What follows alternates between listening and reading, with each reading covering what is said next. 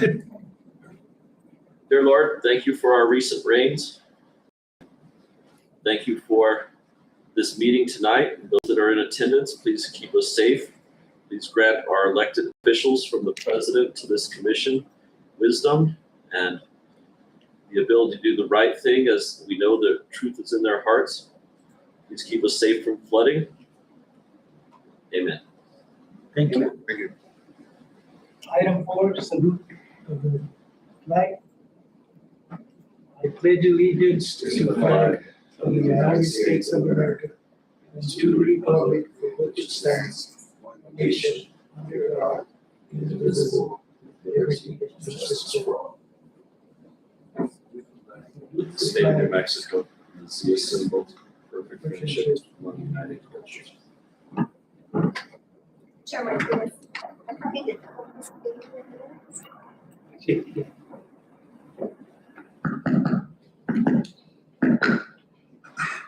We are live, Chair. Okay.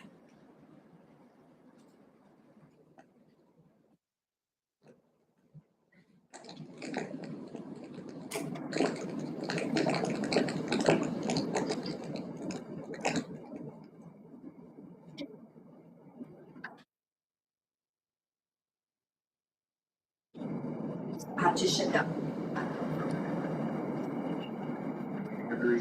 Commissioner, you okay? I put my mask down.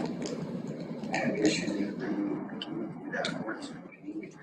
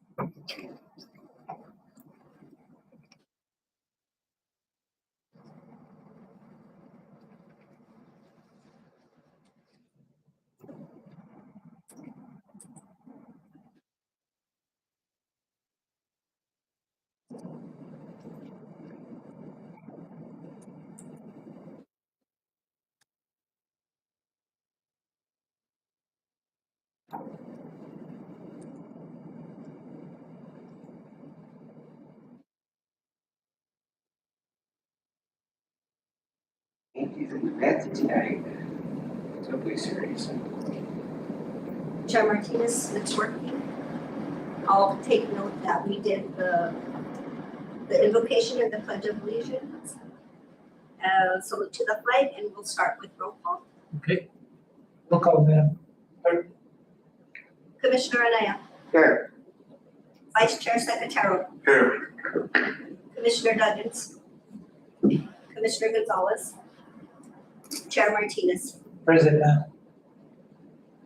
Item 6, approval of agenda. Chairman, Go ahead. Commissioner Chairman Martinez, I'd like to make a motion that we approve the agenda with a couple of changes. Moving C before B and I after B and J after I. So the order would read A, C, I, J, and so on. Motion by Commissioner Anaya. Do I hear a second? I'll second. Second by Commissioner Secretarial. Any further discussion before I ask for the vote? Hearing none, all in favor of adjusting the agenda as requested by Commissioner Anaya, signify by saying aye. Aye. Aye. Aye. Any opposed, signify by saying nay. Hearing none, the approval of agenda is approved with the recommendations of changing. Approval of minutes of July 12, 2022, and July 15, 2022. Commissioners, have you had a chance to review the minutes and any questions or concerns?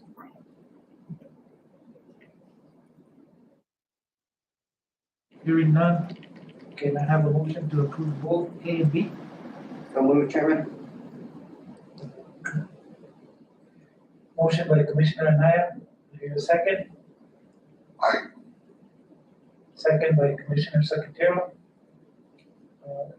Any further discussion before I ask for the vote? Hearing none.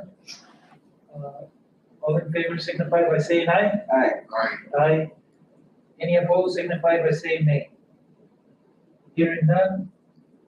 Minutes of July 12th and July 15th are approved.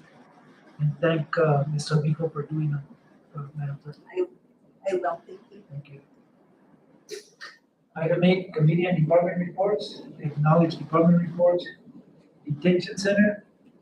Did you see in the packet that they sent any questions for the detention center? Mike, any concerns or anything? I have a question, or not really a question, sir. If I make a recommendation in regards to these, reports, I know we have 2 meetings a month, and I know the second meeting runs after 5. Yes. So, my recommendation is for these reports to be written. We have like a little bit more detail in regards to some of the, a little bit more in depth, because it's just some of these reports are very vague.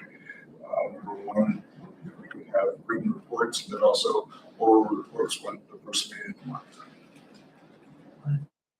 Yes, sir. That's just a recommendation.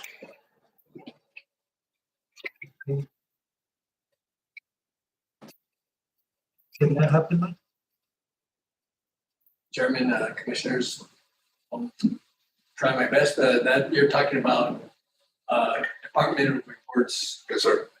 Yeah, I can make that happen because I have that authority to request that And that's the first meeting. first meeting. Okay. And, Chairman, did you ask me for my report? No. Okay. Emergency services, that's the next one. The only comment I have, Manager, is we've been having some rain and issues in different parts of our area. Anything that we need to be aware of? Chairman Martinez, Commissioners, you're exactly right.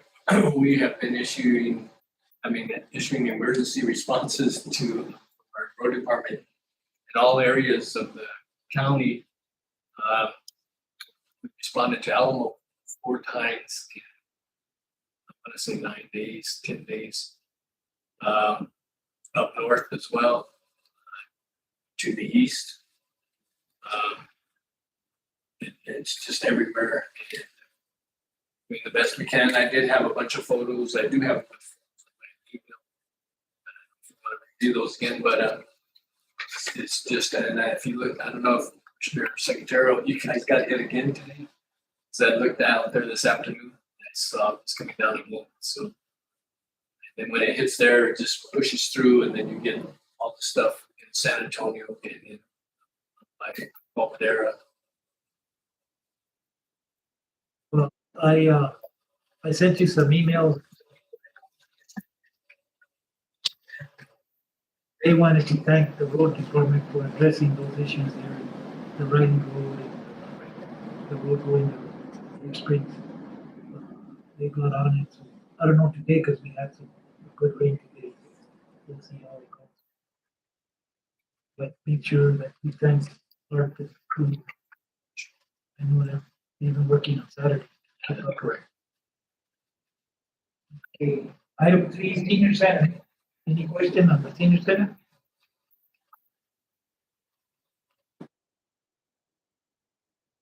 comments or questions from you, Mike? We did start moving back to grab and goes. That'll help our budget, and we to charge for those. And our meal cost is less than congregate. So after that, working with aging long-term services in that area. I was going to talk about it in my manager's report. Did meet with aging long-term services, and we plan to meet again on August 1st. There were some good points in some redundancy, but for the most part, looks like they are listening to us. I don't know. I guess we'll wait to see until the August 1st meeting to see how far they're willing to come through. And I think Mr. Sagata comes in on Thursday and meets with Sammy in the morning. So we'll see what he has to say or see what we can glean. Both sides can glean off of that discourse that's going to happen on Thursday. Well, I know there's a lot of people that have been calling the governor and lieutenant governor. I'd like to thank Commissioner Anaya for contacting our lieutenant governor. He recently has contacted us. I think that, I hope, I keep my fingers crossed that they'll help. Okay, sir. Go ahead. Mike, you alluded to in regards to cost effective. Can you elaborate on that? Those were, you would say that they're cost effective? Yeah, so we were able to switch some congregate that qualified for congregate to do grab and goes, and that actually is less expensive for us, but we can still serve a high volume of people.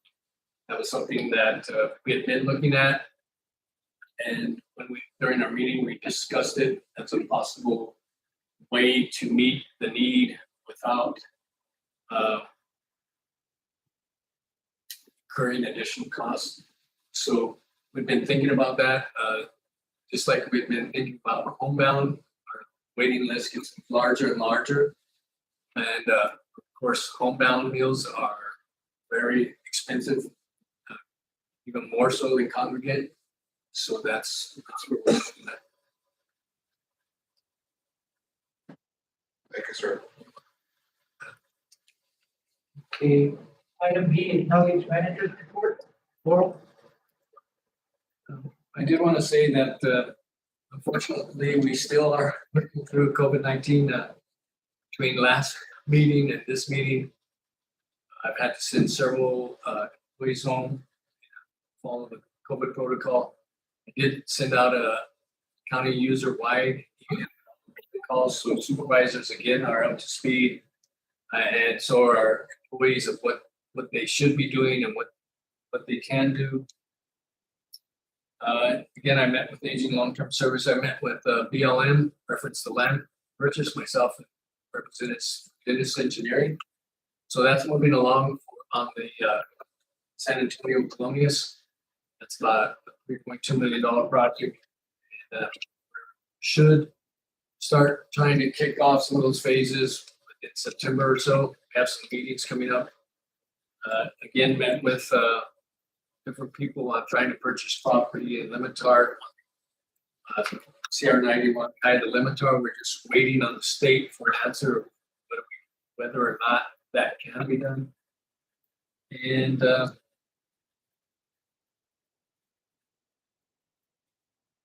when I met with people from El Centro today, and it went very well. They're interested in taking some steps. Now we just have to, it's a process of doing some more homework on our side about land ownership and exactly how far we want to go with the road. And then meet again. And so we're 4 or 5 steps away from trying to get this thing in a manner where the landowners seem very receptive and positive about implementing something where this could be done other than through LGRF, ICIP. Good. Anything else, Andrew? There's a bunch, but we'd be here pretty long, but that's pretty much on the local side.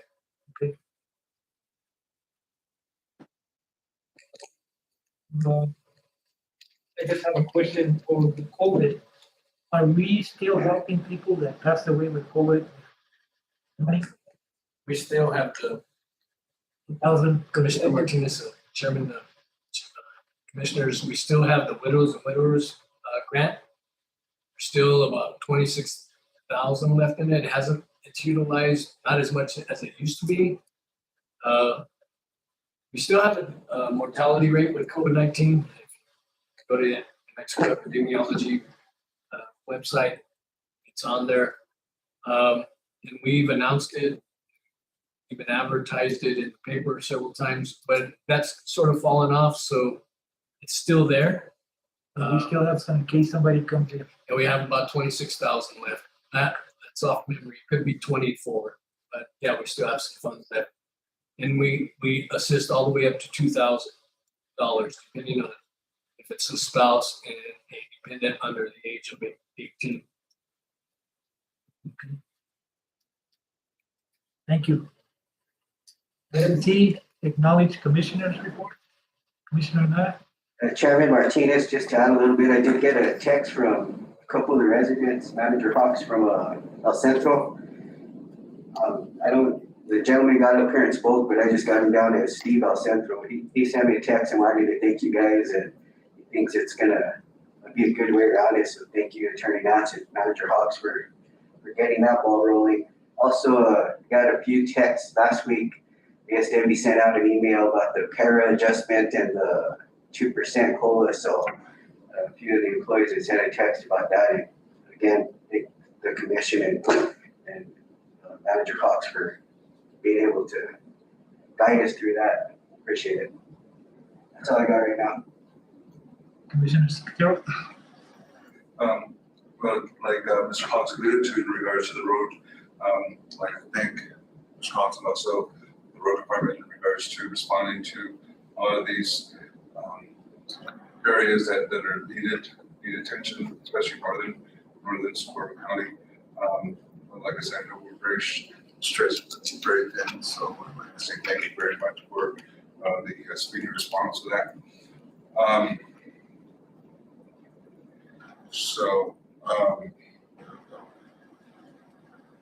And I'll catch up on the other one later as time goes on. Thank you, sir. Thank you. For me, I just, since we have our road supervisor out there, Art, have you been able to hire for your crews? We haven't had time to do any interviews right now because of the rains, and I got everybody else counted out, so. Good day becomes. No, I got everybody else counted out, so we haven't had time to do any kind of interviews. So how many openings do you have? How many openings do you have currently? One. Is it one? Yeah. And that one is, For labor. did you hire your assistant already? No, not yet. So you have two openings. Yes, but only one applied, Marty Salas. So that's the only one that has his application in there. So, waiting to see maybe next week if it slows down a little bit, that I can interview. And then over to Mr. Hawks. So who's been helping you do both jobs? Foreman I and your have, job? You've been doing both? oh, Mike.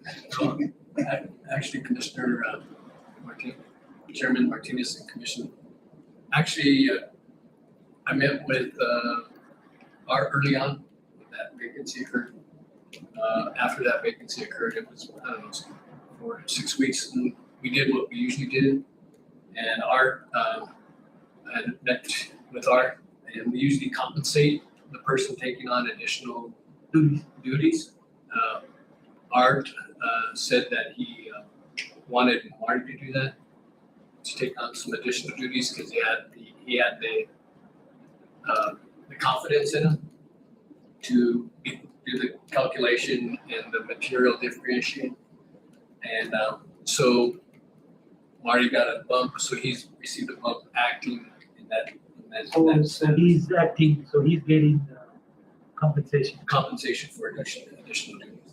That's the reason I asked, because I know that some departments, when they do most jobs, they get compensated. Yeah, and at a certain rate, it's never what makes up for what the other person's was getting compensated at, because, you know, just, you can't, because just like we're doing in manager's office, have 3 people spreading the work around, because we have an opening as well.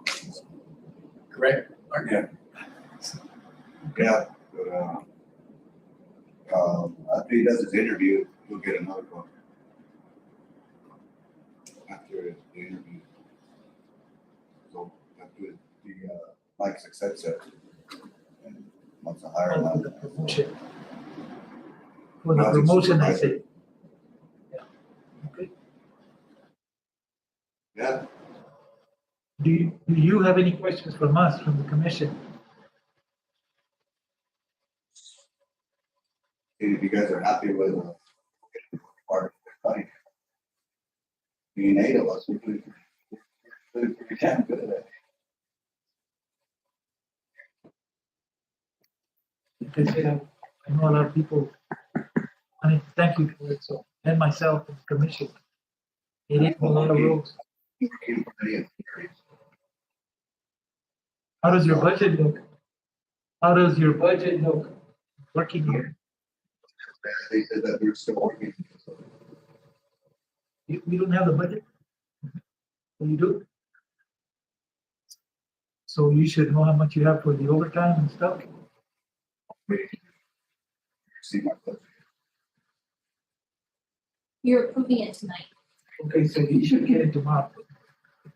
Okay, Well, I hope I have a good budget, because I need money.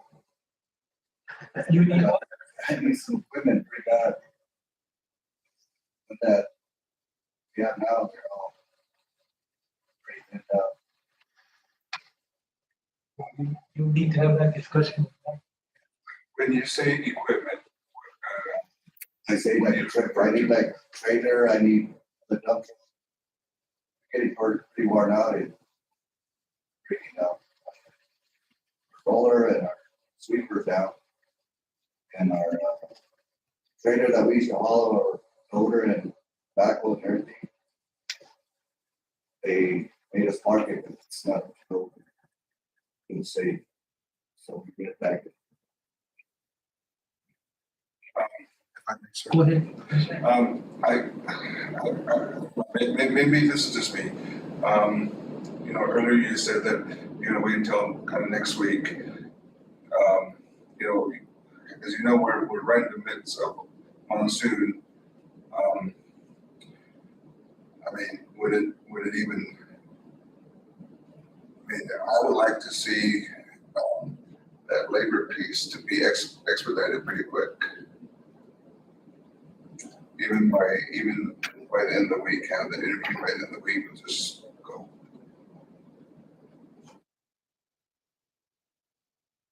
See if I can set up an interview for Friday. Yeah. Thank you, Art. Thank you. Thank you, sir. Thank you. Item 9, public comment. During this portion of the meeting, we welcome your suggestions and want to hear your comments. This is not a question and answer period. Speakers will be limited to 5 minutes. The county commission is not able to take action on matters discussed during public comment. Speakers are requested to state their names for the record. Anybody out there? You guys are on the agenda, so. Anybody else? Okay. Okay, under new business, item A, consideration of resolution 2022-59 credit card policy. Mike, Thank you, Chairman Martinez. Commissioner, I'm gonna go ahead and allow the finance director to address that, give okay, the perspective. thank you. Chairman, Commissioners, so the resolution you have in front of you is a FY '23 budget requirement. And what it is to bring Socorro County into compliance with section 6-10-1.2 of NMSA. which says that the local governing body shall adopt procedures subject to the approval of the department on the terms and conditions of accepting payments by credit card or electronic transfers. So we currently already accept credit card payments and electronic payments, but this is just a resolution to support that method of transaction for Socorro County.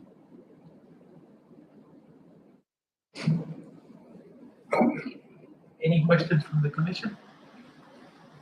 Mr. Chairman Martinez, a motion to approve. A motion by Commissioner Amaya to approve. Do I hear a second? So we have been doing it, but we just need a resolution. Is that what I'm hearing? Yes, sir. So DFA just made a requirement this year that we have the resolution to back up those payments, so that there's policy and procedure in place should something happen. Okay, I'll second. There's a second by Commissioner Secretarial. On discussion, I've seen emails where you sent out training, because there's only certain people that have the authority to use the credit cards, correct? So those are the county P cards, which this is specifically for treasurer's receiving. So when people pay us through credit card and online payment, but as far as P card training, like those twice a year. Yeah. Thank you. All in favor of approving resolution 2022-59 credit card policy, signify by saying aye. Aye. Aye. Any opposed, signify by saying nay. Hearing none, resolution 2022-59 credit card policy is approved. Item C, consideration of resolution 2022-61, approving and accepting the fiscal year 2021-22 fourth quarter financial report. Commissioner, Chairman, Commissioners, so I kind of have a mouthful to go over with you. These reports that you received for this resolution is how you ended fiscal year 2022. Most all of it, because we received ARP funds, was on a good note, so I don't have much anything bad to say, except for when it comes to the increase in costs for goods and services. And if you don't have any questions for me ahead of time, do you mind if I just go ahead and cut into my notes, my highlight? Okay, so for general fund overall, the general fund was underspent, which is all the expenses excluding transfers out. It was underspent by $204,554, and that's considered saving. So that means of your overall budget, your department managed to not spend $204,000. The general fund also collected on the revenue side $1,049,315 over what was budgeted for FY22. This is due primarily to GRT collection being over what was anticipated. There were several projects ending in Socorro County that contributed to the additional collections. And property taxes were also collected over the TRD formula by about $87,000, which is part of that figure. Transfers out, which is transfers out of the general fund to subsidize the programs, were to the detention center, we're under by $141,709. And that's attributed to the billing of the care of municipal prisoners, where we house prisoners from other counties. So they managed to bill and collect payments of about $350,000, which is $141,000 what is the regular average. We did really well this year, and that's less money out of the general fund that we have to subsidize the detention center. For transfers into the general fund, we were over by $38,291, and that's due to the price program. And that was a return on utilities that the maintenance fund pays for, and then on managers' salaries for the administered payroll, accounts payable, financial oversight, and administration sources. So that's return and then back into the general fund. Those are the highlights for the general fund. kind of the low light is travel rates for the DFA rate schedule increased by 78% in fiscal year 22, and it'll be about 70% and with the state being open again, travel will increase and become regular next fiscal year. Fuel has also increased significantly by about 48.7%. So in the last half of this January, basically the last half of FY 22, we realized those costs and then into the next fiscal year as well. And then the CPI, the Consumer Pricing Index, in FY 22 increased to 9.1% at the end of the fiscal year. And that's forecast to rise another 2.75% coming into fiscal year 23. And also keeping in mind that that doesn't consider the resources schools are set. That's it for the general fund. As far as the road department, they were underspent in their expenses by $1 million, primarily to LGRF projects, which will roll over into fiscal year 23. Wait a minute, so, the road department was underspent by $1 million, you said? Yeah, so that's funds that they didn't utilize last year, but budgeted for, and it's primarily LGRF projects. So that's money we received from DOT in order to improve the road. And they have all the roads scheduled now, so they should be expending all of those funds in the coming, by the end of the summer. And we have a time frame to expend those, right? I believe so, they're all on the road department schedule. Question before you move on. Yeah. The 200,000 that you said that we had extra in the general fund. Mhm. What happens to that money? Can we roll it over for this coming year? So anytime you have savings, that becomes cash reserves. So that's the cash that you use in a case of emergency for your general fund. Because your overall funds are about 17 million. And that 200,000 would go into cash reserves, which becomes support for your $17 million budget. So if we don't lose it, it doesn't go back to the state. No, sorry, it stays in our cash. So just asking this question, out of those 200,000, could we buy something with it? If we knew we had that much left? Like he was asking for equipment and stuff. You could use those funds to buy, well, you can prioritize what you believe the county needs the most in its department and decide how you want to spend it.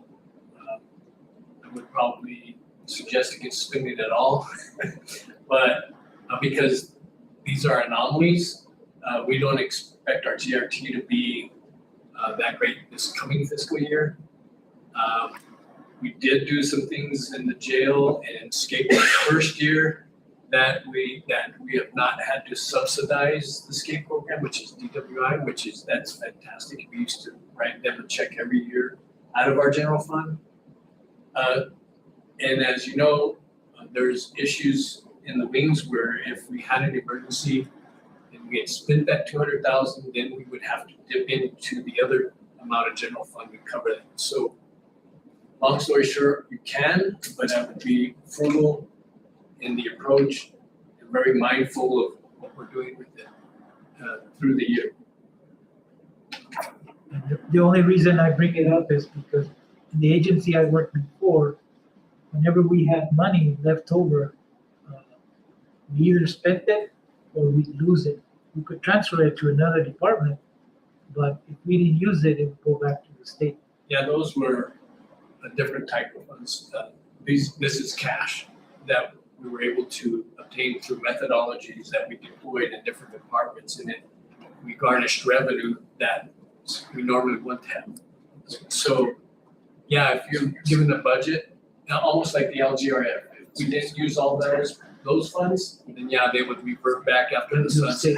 But we plan to spend all that. So that's different. Yeah, okay. Another question. The money that, like the road department, they do work for the Mexico City, sometimes they get reimbursed for that money. They get paid, in other words, for the work that they did. Where does that money go? Does it go back to the road department or does it go to the general fund? Chairman, that goes back into the road department. So they could use that money to purchase whatever they need.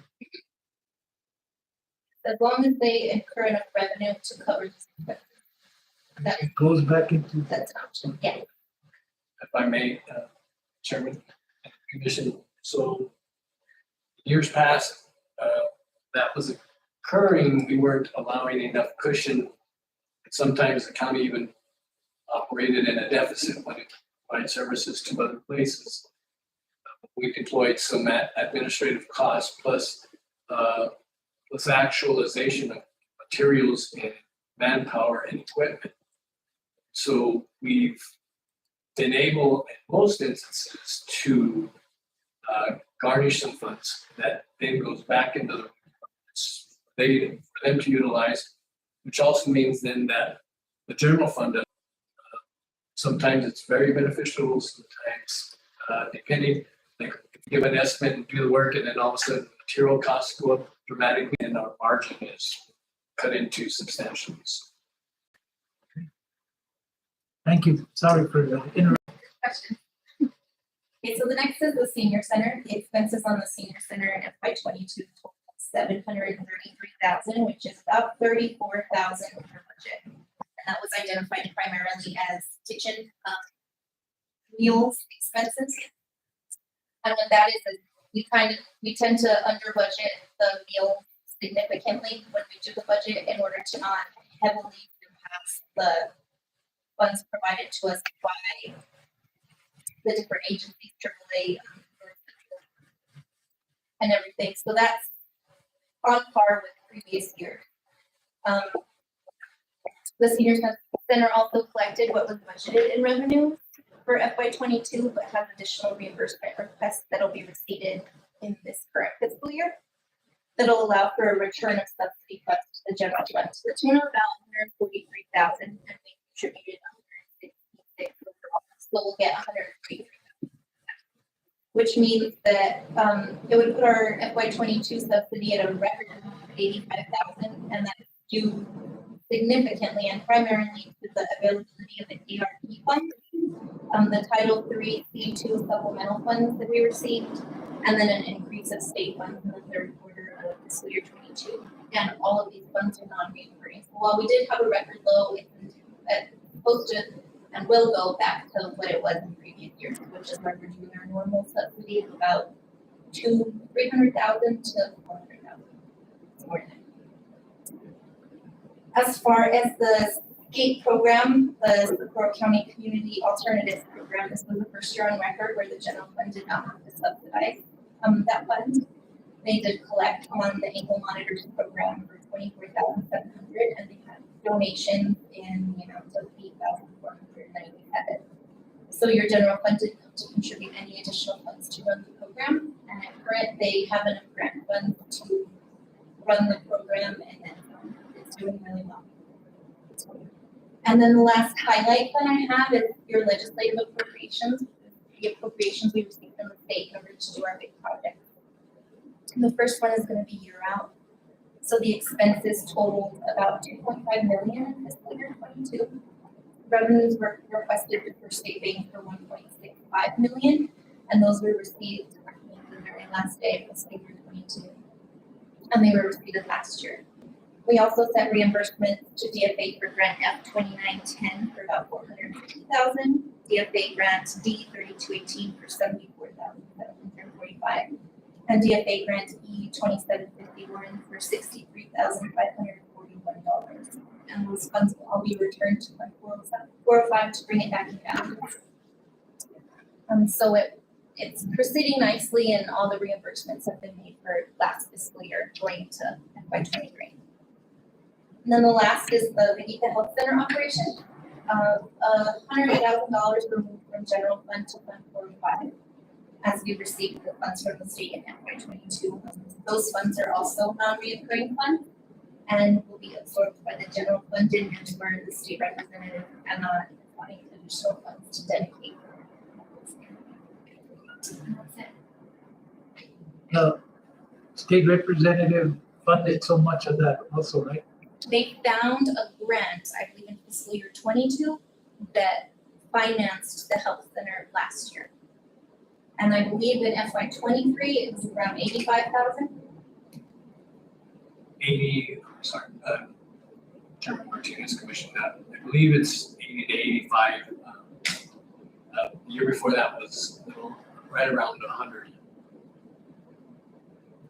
I had a meeting with her on Friday, and she said that she has some recurring funds that I guess we need to request for the retail center banner, so they can get them every year that are permanent. So I think we need to talk to her about that. I think she said it was like, I'm not gonna quote it, because then her quote how much she can give us.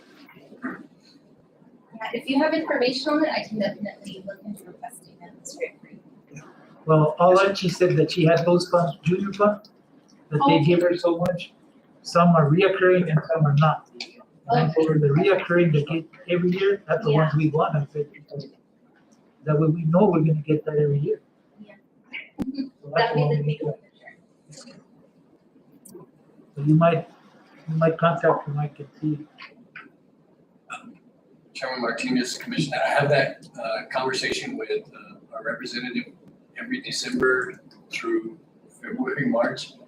I also asked her if she has recurring funds, not only maintaining Megita, but if it comes to fruition that we still maintain senior centers, that she make that part of her recurring allocation as well. And she was receptive to that. Again, her money fluctuates given each fiscal year. And so, and she does have junior funds plus allocated legislative funds. So I usually we give her the ICIP list and we go down it, and then we also help her to understand not only the ICIP prioritization, but other issues like the health clinic, the senior center, vehicles for emergency response personnel, stuff like that. Thank you. Anything else? Sammy? That's it, that's all my notes. Chairman Martinez, before I make a motion to approve, Sammy, just one quick question on the reimbursement for housing other inmates. All that was county to county, there was no state inmates. Are we holding any state, or are they reimbursing if we are state inmates? No. These are all county that we got reimbursed for? Yeah, so I can kind of touch on that. So if you look in the revenue solution that you have, I'm gonna open it up just so that my eyes are on it and I'm not lying when I say it. It's 1415. So where you see care of municipal prisoners totaling $359,551, that's all county to county. Okay. Maybe, I don't think there's any municipalities in there. Where you see fees for detention correction, that's state, and the issue with that is that they should be paying, but they don't pay what is due, they just pay something, and so it's in a separate line. So you'll see the 359 and then the 106, Okay, and one municipality, one state.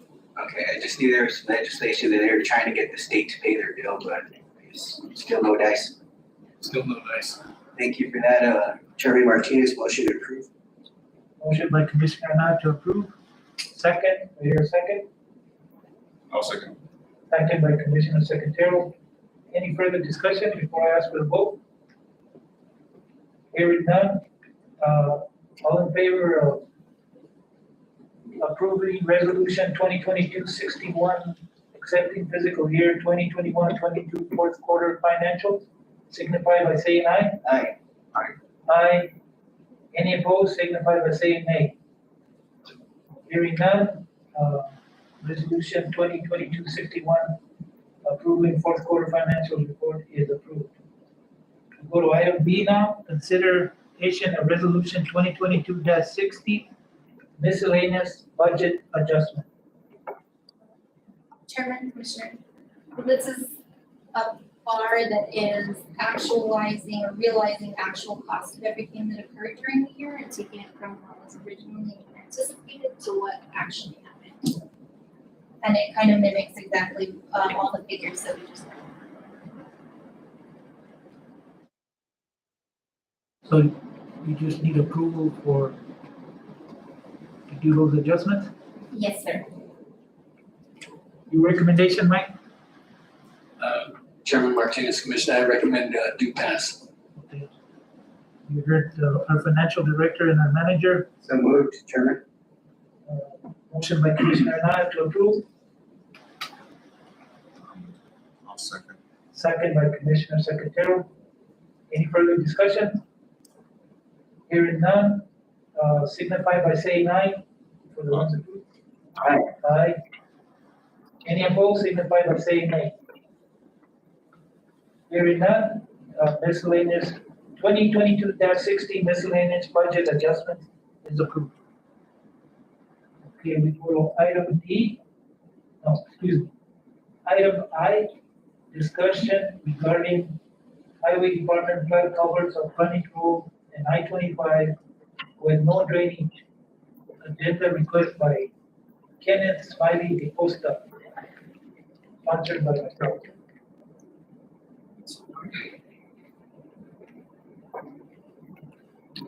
Commissioner, it's John Nicot, or Kenneth myself, but I'll take credit. I guess what I'm here for is looking for a little bit of help, because I live on 80 Palmer Road. And, the past rain we had the last few days, the water was coming down off the Palmer Mountains, it's going from east to west, but on our road, it's running south to north. So we looked out, and this culvert coming off the highway department, one's 28 by 28, the other one's bigger than that. There's no outlet. They don't go nowhere. The bigger one has an oil that runs the Polidor Road. But I guess that Polidor Road is my neighbor's house. I talked to the highway department about this. So they couldn't do about it. They can't open the place to flood people downstream. Well, there is no people downstream. It's either our house or the ditch. And I guess my question is for advice of where to go. Chairman, is this off County Road 91? Mike? Is that County Road out of one? No, the Frontage Road.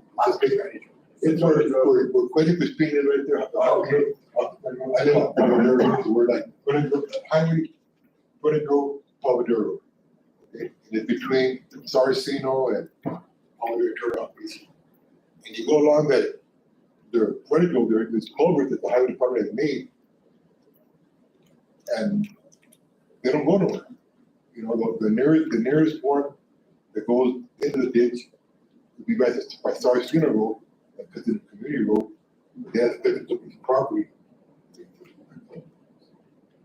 It's on that side of the fence, so I got to do the state property.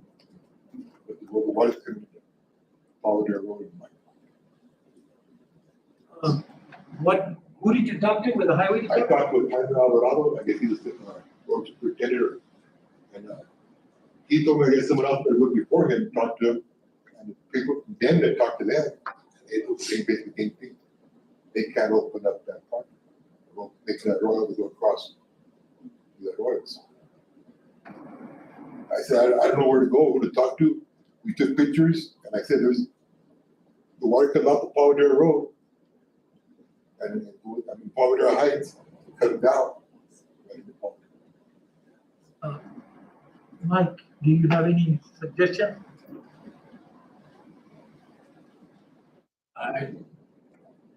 Chairman Martinez, Commissioner, thanks, Miley, for bringing that to us. We could go out there and take a look at it, myself and Art, and see if there's some type of approach we can come up with. I can't guarantee anything, but at least maybe we could get some answers and maybe either start a direction. But if you'll call me or email me tomorrow, and then we'll set up a meeting, myself and Art. Hopefully by next week, but because we're running at 120 miles an hour, so don't hold me to it. But I'll give you some dates and times. I'll get with Art some dates and times, and can at least go out there and look at it like we've done with other people and other community members, and try to get a direction. I'll actually have my floodplain manager there at that. I'm not looking for work because it's critical. Oh, I know, I did, I don't give it a flood. This is how we fall. John, Smiley, do you have those electronically, those pictures on your computer? I still have a flip phone, Ray, come on. Can't get my boy to do it, you know, but I got the, Well, you could take pictures of those that you can send. The reason I'm gonna recommend to Mike that we contact the District One engineer, his name is Trent Doolittle. Asking him what you've gone through, you talked to Jaime, and you come to us and see what he can do. You know, that way he can send his engineers, because they got as-built forms in Deming of when they built that road and the covers, and the decision for them to put those covers. Because they can't put a cover where it's gonna flood somebody unless there was nothing there when they did it. You know? So he should have that information. been up to 28 years. This past weekend of the rain, that's when we noticed the water going a different direction. We went out and looked. We found these culverts that are, they come out of Palmer Road, and Palmer High, you can see the roads go into them. It's like, That's my recommendation to you, Mike, that he can give you the email address for Trent. I can give it to you, send him the stuff. You followed the procedures, you went to the highway department, I told you. But this way, it's official from him, he's the main boss for the district, and he can give you something in writing, especially through email. He'll come down. Trent's pretty good about it, so he'll come down. Maybe that way you guys can meet. Like, Trent, you guys can meet some down the road. thank you, thank you. Thank you.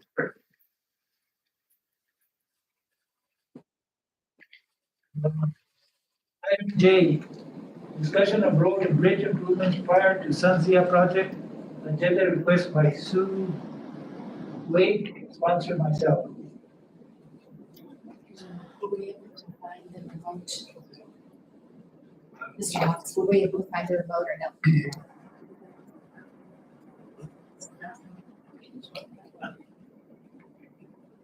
That's it.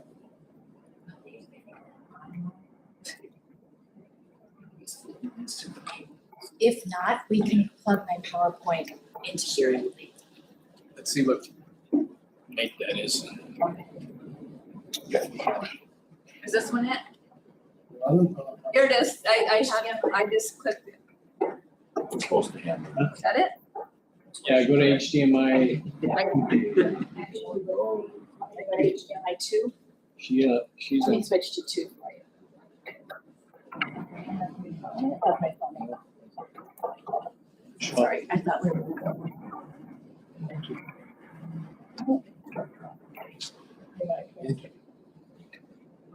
HDMI 2.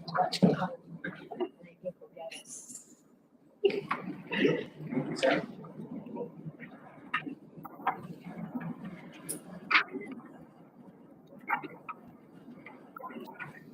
My wife's a retired school teacher, so she. It's this one. And I'll Yes, give her. got 'em.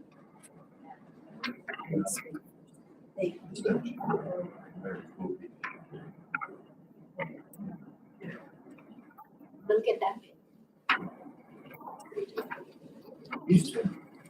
I don't. Is that visible to everyone? Sure. We're going to.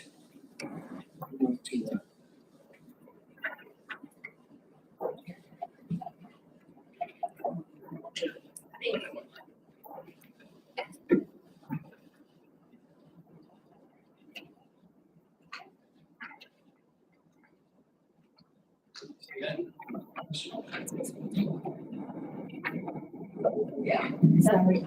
Excellent.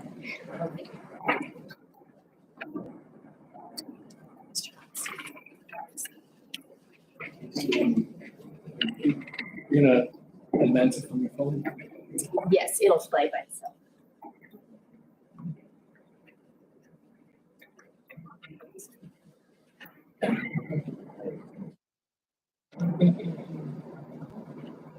Chairman and Commissioners, thank you for putting me on the agenda this evening. I appreciate that very much.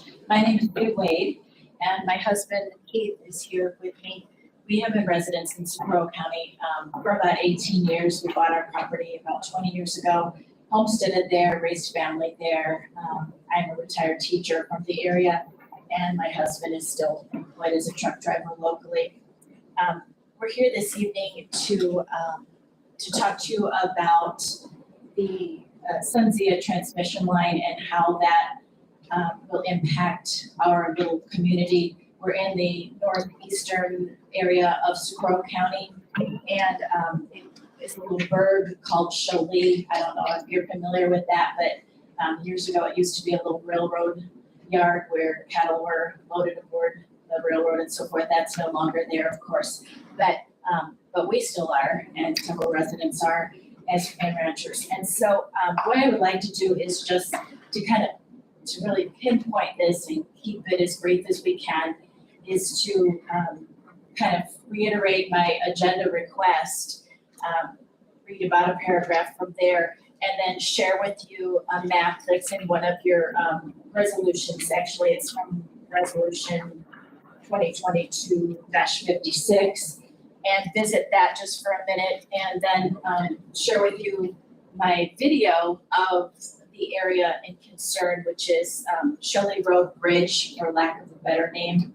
I don't think the bridge had any other name than that, and Shelley Road in the area that SunZia would be utilizing the access to the building of their project. So if I may begin, this is a request for road and bridge improvements as a result of the SunZia transmission project application to amend their existing BLM right-of-way to parallel the new existing Western Spirit transmission line, which was just finished last year, requiring access to the Socorro County Bridge and road known as Shelley Road Bridge and Shelley Road. Residents and ranchers in this area of Socorro County are requesting replacement or repair of the bridge and Shelley Road south of Route 60 to at least the Western Spirit Line Road prior to SunZia's project construction. This request is based on the provisions 3 through 7, and I'll share those with you. I copied those tonight just so they would be handy for you all, because I'm sure you don't have your resolutions ready in all moments, but just to make it convenient for you. And that resolution was drafted on June 14th of 22 this year.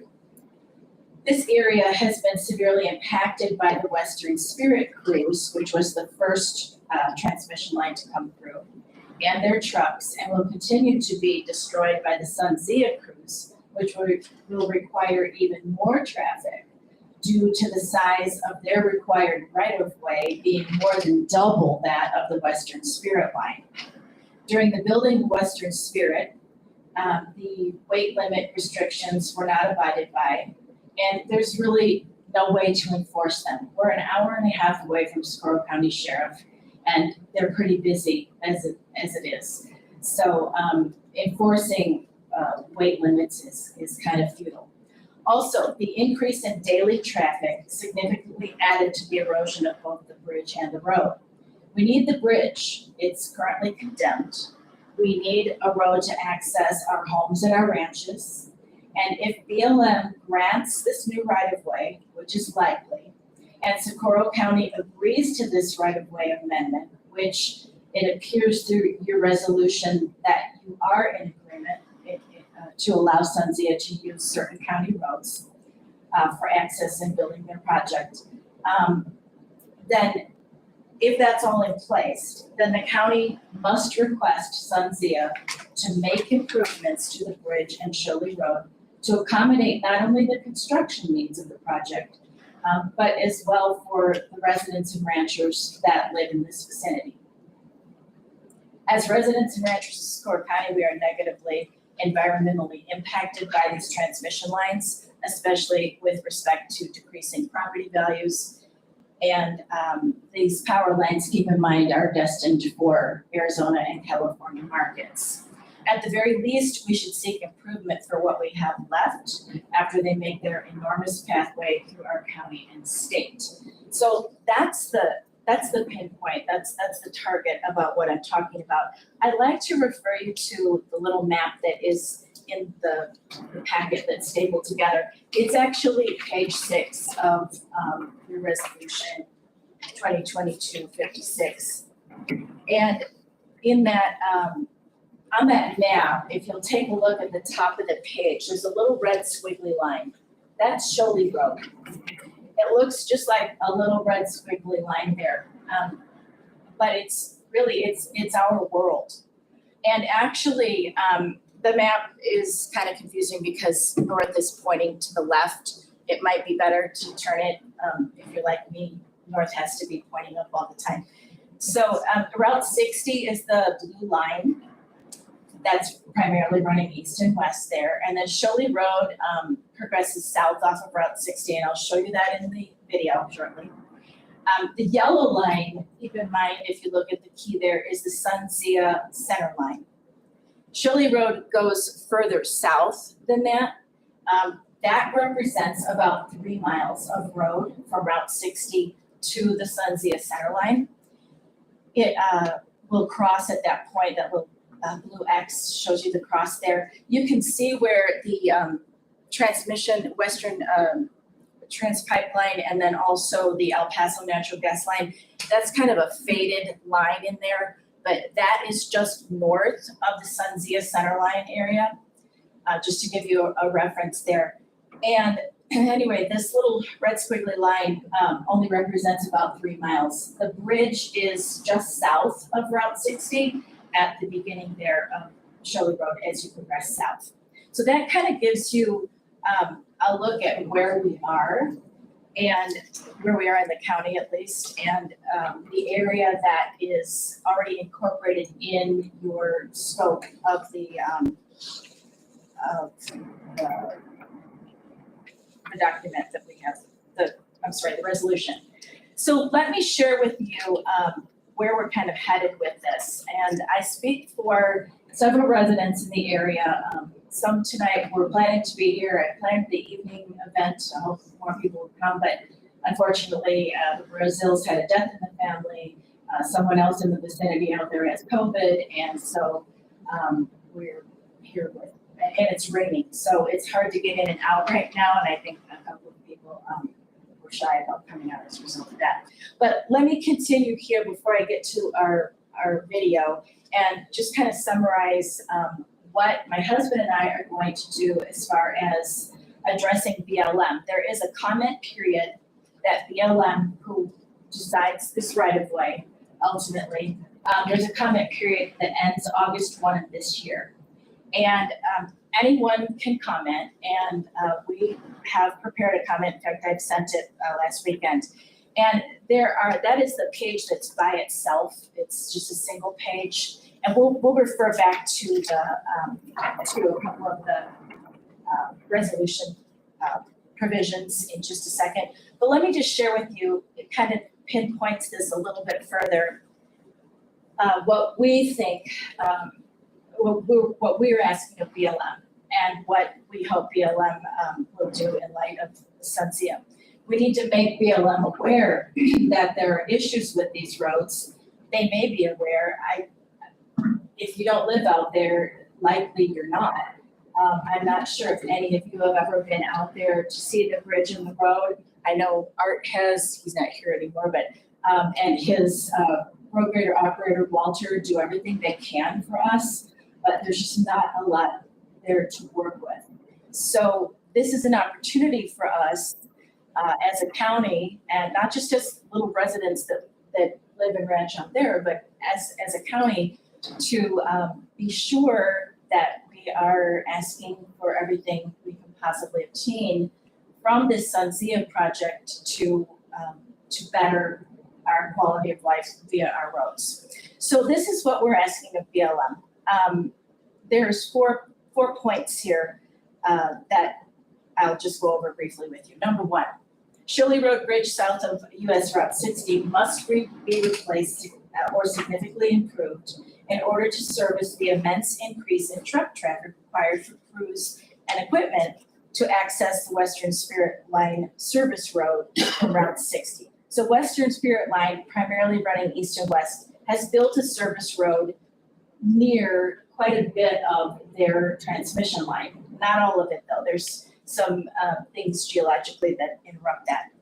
But I'm sorry, I lost my spot there, from which was a main access point during the Western Spirit Line construction. So that little 3-mile stretch of Shelley Road was used daily, all day, by trucks and crews.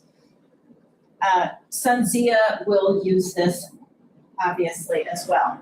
Currently, the bridge is in great disrepair and is condemned, and apparently Socorro County does not have the funds to replace or repair the bridge, as we have been asking for this for several years. I made a presentation back in 2018. I don't know if you all remember me or not, but I was asking for a lot more than just this. I was asking for 3 county roads in that vicinity that kind of makes a loop south of Route 60. And this is just one 3-mile segment of that. Number 2, that we are requesting of BLM, at least to put us in their comments, Shelley Road from Route 60 south to the Western Spirit Line must be significantly improved to 2 lanes. Now, I'm not asking for 2 lanes at cattle guards. There are 7, 8 cattle guards, I believe, south just to get to our place, which is another 4 miles south of the map. We understand that that's kind of a ridiculous request, but 2 lanes wherever possible, with drainage provisions and a built-up road base. This would allow for 2 vehicles to safely pass in opposite directions, as well as maintaining a passable road in wet and inclement weather. Due to the road's curving nature, and you'll see that on the video, the blind corners, arroyos, straws, and overall rough conditions, Shelley Road becomes extremely unsafe for current traffic, let alone the construction traffic of the Sunzia crews. Number 3, without these above mentioned improvements, the residents, ranchers, cattle that graze openly on the road, the BNSF railroad crews who utilize this road and bridge daily for access to and from their locations, north to Route 60, will be unable to commute, work, and live safely. And finally, number 4, if Sunzia crews are allowed to utilize Shelley Road Bridge and Shelley Road for access, which according to resolution, it looks like they will be, to their transmission line project, with which according to the resolution 2256, they do have access. The crew traffic will impact the road and surrounding environment significantly. Improvements must be made before they can have access. So if I could just draw your attention back to the packet that has the resolution packet, and if we could look at provision just number 2 briefly.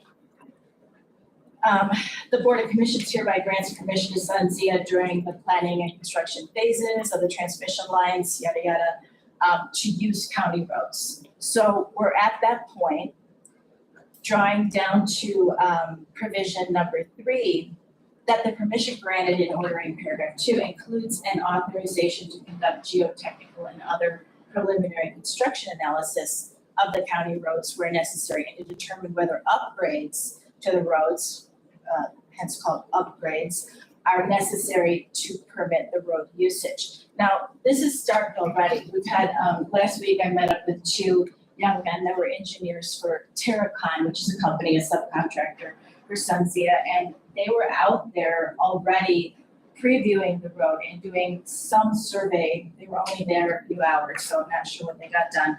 But I did have a conversation with them about this situation, and that I would like them to make comments in their survey, if they could, about the disrepair of the road at this stage and of the bridge. They told me they were going to do that, but we just had a brief conversation. Provision number 4 says Sunzia will be responsible for reshaping, repair, and or modification of the county roads that must be performed on the county roads resulting from the road usage that is in excess of the usual and customary maintenance operations performed as routine maintenance by the county. Okay, so let's be realistic. Art and his men are pretty understaffed and overworked, especially during monsoons, as you know, we've heard this evening. They're doing everything they can, but they get out to us like maybe a couple of times a year. And I've been told that we really only have the money for them to come out once a year, and everything after that point is a blessing. So again, we need to look to other sources such as this SunZia transmission line to give us a hand here. Item number 5 is rather lengthy here, provision number 5, but let me just kind of to go into the more the center of the paragraph. That the assessment will describe the additional SunZia maintenance to be performed by SunZia during construction of the lines and any upgrades required, including any construction specifications for any additional material added to the roads or cuts or widening, which we're hoping for, of the county roads or private entrances. The assessment will be provided to Mr. Hawks, county manager, at least 60 days prior to the commencement of construction of the transmission line in the county. The county representative will have 20 days to submit any proposed changes or revisions to that assessment with respect to the proposed SunZia additional maintenance and any upgrades identified, and SunZia will incorporate such changes to the extent commercially reasonable. So this is kind of a key point. I think that we need to be on top of this and not let this go. If SunZia is going to make recommendations, they're not gonna come around and look for every little county road and bump and you know that needs fixed. I think we're gonna have to step up and make a point and say, hey guys, this road right here, this bridge right here, if you're gonna come in and do your project, we need your help ahead of the game, during the game, and after the game. And I think that time period is kind of short for our county manager to review all of what SunZia might offer us. We might need a little more time on that. I'm not sure. I'm not necessarily asking for an amendment to this document, but think about that. Is that possible? Do we have engineers on staff or that we can reach out to and say, hey, is this gonna take care of this road? And where are we at with this? Just a thought there, we might need a little more time than 20 days in order to respond back. And then item number 6, provision number 6, sorry, as a result of the assessment, if any of the road usage requires upgrades, SunZia will perform these at their cost. And in addition, SunZia number 7 must repair the damage caused by the road or their usage of the road, et cetera. So I think this is excellent that this resolution is in place. I thank you for that. I think that we need to be vigilant about prompting SunZia, communicating with SunZia, and forcing them to live up to what we're asking here. This is great on paper, it's a wonderful start, but I think we are going to have to have a pathway to make sure that this gets done in our benefit. With that, I'd like to show you the video, and hopefully this will play here with volume. Give me just a minute with my technology.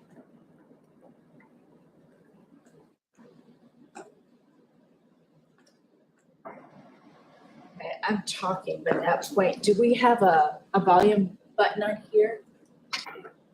Yes, we do. Let's see, let me go back.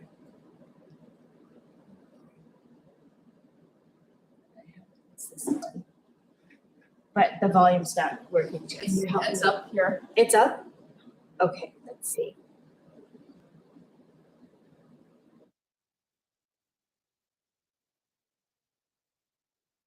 My volume is up too. I don't think let me see if I'm. Before or just Okay, west sorry. of mile marker 191. This is in Socorro County.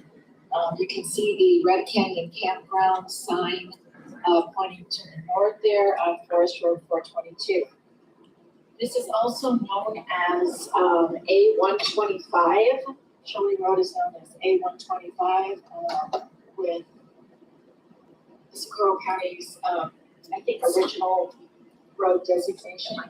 So that was a route number, that's not really used much anymore.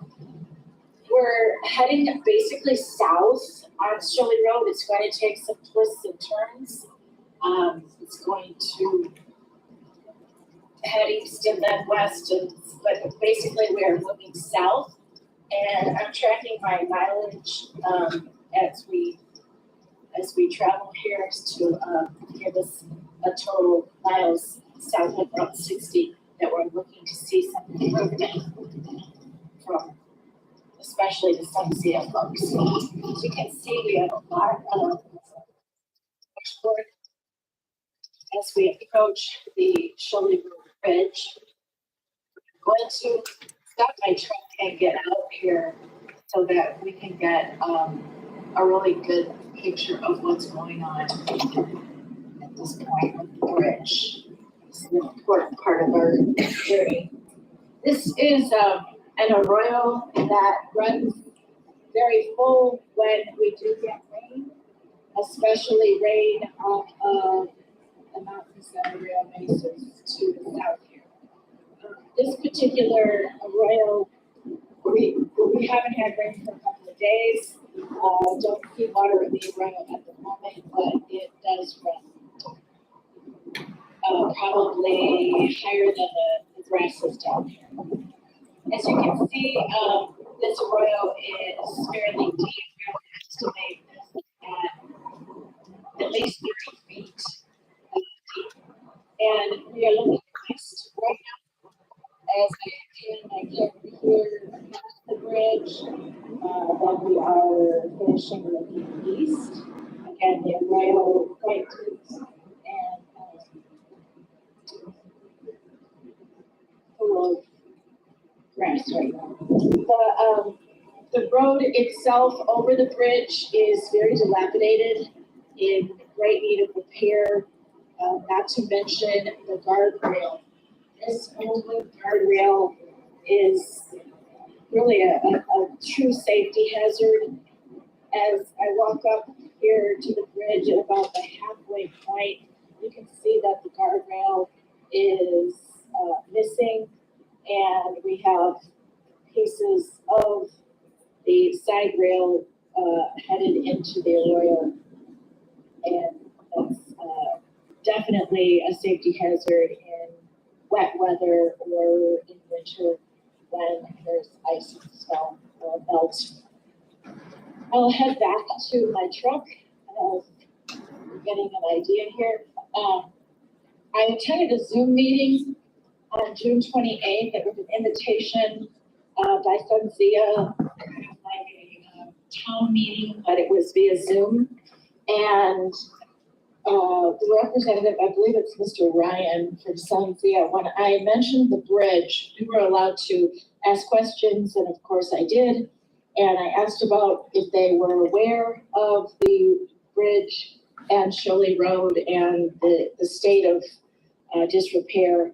And he said that, yes, they were aware of it, and that he had spoken to someone at Socorro County who's no longer employed there, and that he and that gentleman kind of concluded that it would be possible to just, for Sensia to just bypass this bridge and somehow bulldoze or whatever down in and through the arroyo. The arroyo is moving water right here. I can get a better shot. And just run equipment down into the draw and up on the other side. Well, clearly this is not a draw. This is a full-blown arroyo. I'm looking west again, and then I'm panning east. This is also private property, and the people that own this property are Greg and Susan Brazil, and in no way are they going to grant anybody permission to just run dozers down into that arroyo and up the other side to create some sort of ramp for equipment. That's not going to set well with them. This is a railroad viaduct that is no longer used. A road did go through there at one time. Not sure, it was many years ago. Anyway, we are now still on Shirley Road. This portion of the road is used frequently by Burlington Northern Railroad workers. They have some sort of a yard back here that they store things, work out of stage out of, and they were working here yesterday. I'm not sure if they're in here today, but we'll see. This little portion is kind of a lane and a half, but for most of the rest of Shirley Road, it is down to one lane, which is a problem when it comes to an oncoming vehicle. The straight ahead is one of the Burlington Northern Railroad yards, I guess is the work yard. This is the viaduct that puts us pretty much at a one-lane passage for the rest of the You road. can get a road grader at that viaduct. There is It wasn't another there yesterday. entrance there for Burlington Northern on the south side of their tracks, and they have some equipment parked there. As I mentioned, we are pretty much down to a one-lane situation for most of Shirley Road. It is definitely difficult to pass safely, especially in wet or inclement weather with an oncoming vehicle. Someone has to pull over and yield to the other party. That's usually not a problem under our regular traffic load, which is ranchers and people who leave our neighborhood area here to go to work every day.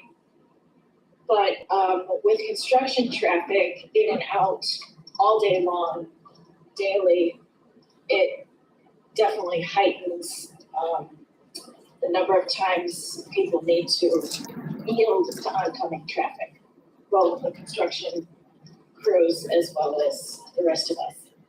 So definitely, we would like to see a full 2 lanes here. This is maybe a lane and a half at most, but when we cross the cattle guards coming up, it's clearly a 1-lane situation, and we understand that. Cattle guards are expensive to install. We're not looking for 2-lane cattle guards, but 2-lane roadway would be awfully nice and make it a much safer journey for everyone.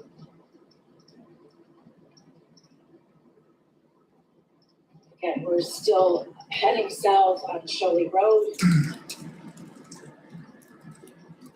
There are cattle grazing out here throughout the year. There just don't happen to be any out here today. But you can see that the pasture is greening up, and the Brazils and the Chiltons. Chilton is off here to the east, and then Brazils is here to the west. So there are cattle on both sides of the road on a pretty regular basis, probably just letting their pastures grow up a little bit.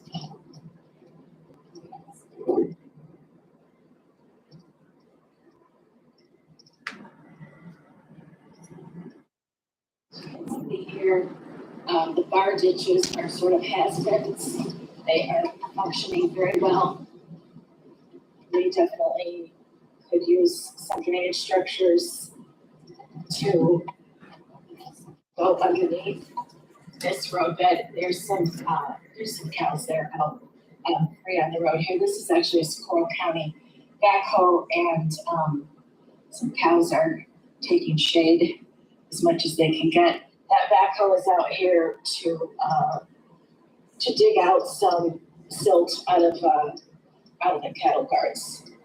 It's been here a few weeks. I think Walter, our grader man, got sent off on another job. We do have cattle out here on this road. we are a free range state, so unless somebody fences them off, they can go as they please. So again, that kind of adds to the traffic and makes it interesting. The more traffic that we have, and we certainly want to keep our ranchers safe and cattle safe.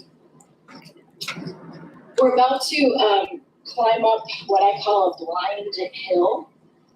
And there are several of these on this road and also blind corners. As you can see, it's narrowing down. The banks on the sides are pretty high. And it's tough meeting a vehicle oncoming at the top of that hill because somebody's got to back up. This particular area, as I cross this cattle guard, is what we kind of locally I call the Llanos, which is basically a big Saccatone grass lowland. And the road here is now lower than the lowland because we've just been grading the tops off these roads for years. Probably 20 years on this portion or more, probably more. And so we're down to bedrock and you can see much of the large boulders and rocks that are cast aside. That's because our grader operators really have nothing else that they can do for us. As these rocks pop up in the road, they dig them out with a bulldozer and then fill in with dirt and make the best of it. So we have quite a bit of rock that becomes exposed over time because the road is underwater during the monsoons and also in the freeze-thaw cycle of winter and spring. This particular area is always underwater. You can see by the ruts in the road that this is a pretty rough spot and super low. Some kind of drainage system, box culvert, arch pipe, concrete pipe. I don't care what kind of pipe, but something that moves water from this hill over here in Mesa to the Saccatone grass area is really our only hope. And then to build this road bed up so that we can ride on top of the drainage system. I want to step out here just for a moment again and share with you the petroglyphs. These are ancient Pueblo tribe, I believe Anasazi tribe petroglyphs. And straight ahead in my camera, and I'm going to zoom, there are drawings or carvings in the rock of two rattlesnakes, and they are going vertical. And they're at the top of that little mesa. I don't know if I've got it zoomed quite enough here. I hope I do. They should be straight ahead here. It's not hitting my camera just somewhere. I can't quite focus it. Okay. But the point I'm making is this area here is should be preserved.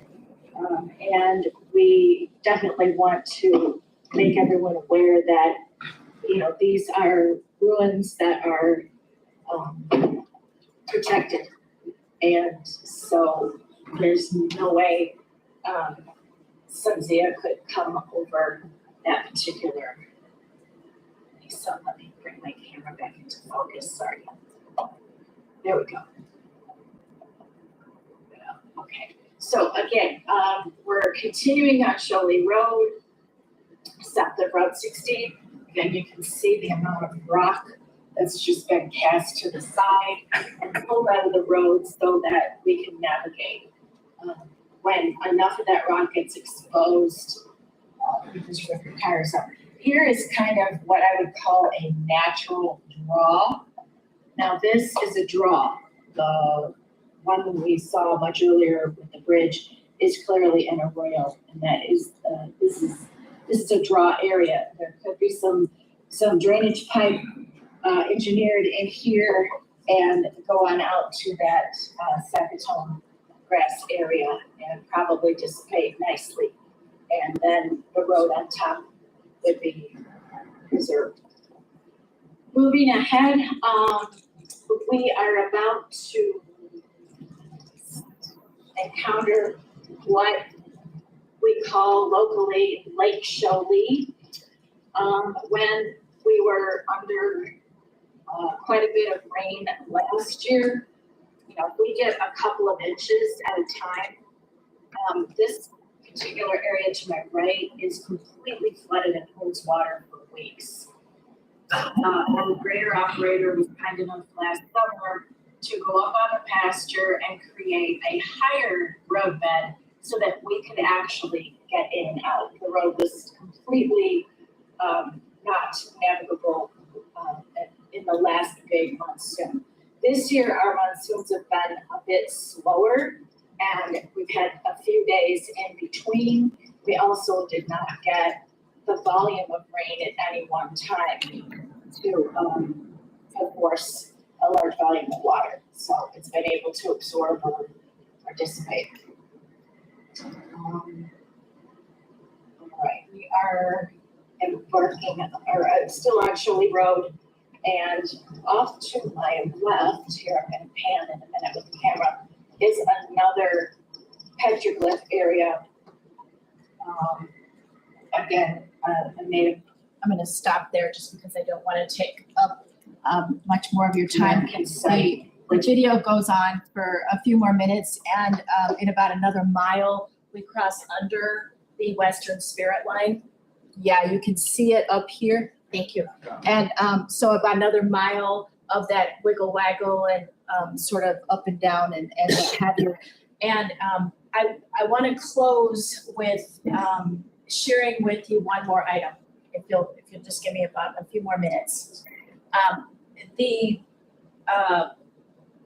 This particular publication, I did not make a copy for you, is called Utility Drive. It's an online publisher for like transmission line and electrical people. And I stumbled across it and found an article that was published on July 18th of this year. And this is, I think, some news for all of us in here as far as the ownership of SunZia. And I wanted to share that with you to make sure that you were on top of the latest on that.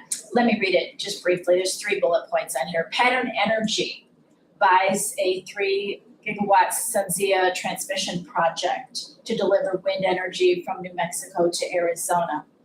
It's written by Ethan Howland, who's a senior reporter there. Pattern Energy Group on Monday, so that was sometime around the 18th of July, bought the proposed SunZia transmission project. Now, Pattern Energy owns the windmills in Torrance County, the wind farms. They purchased the proposed SunZia transmission project,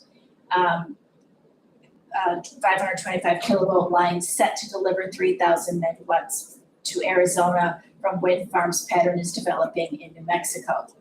Pattern Energy expects to begin full construction of the SunZia transmission project and the SunZia wind projects next year, with operations for this bidirectional power line set to start in 2025. The wind farms coming online as early as 2026. That's the new set of wind farms.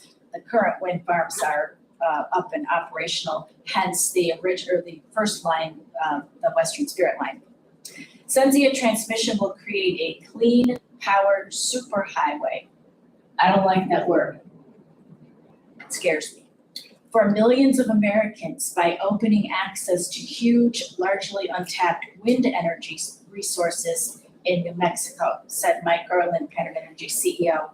And in a statement, combined Pattern expects the wind and transmission projects will cost over $8 million.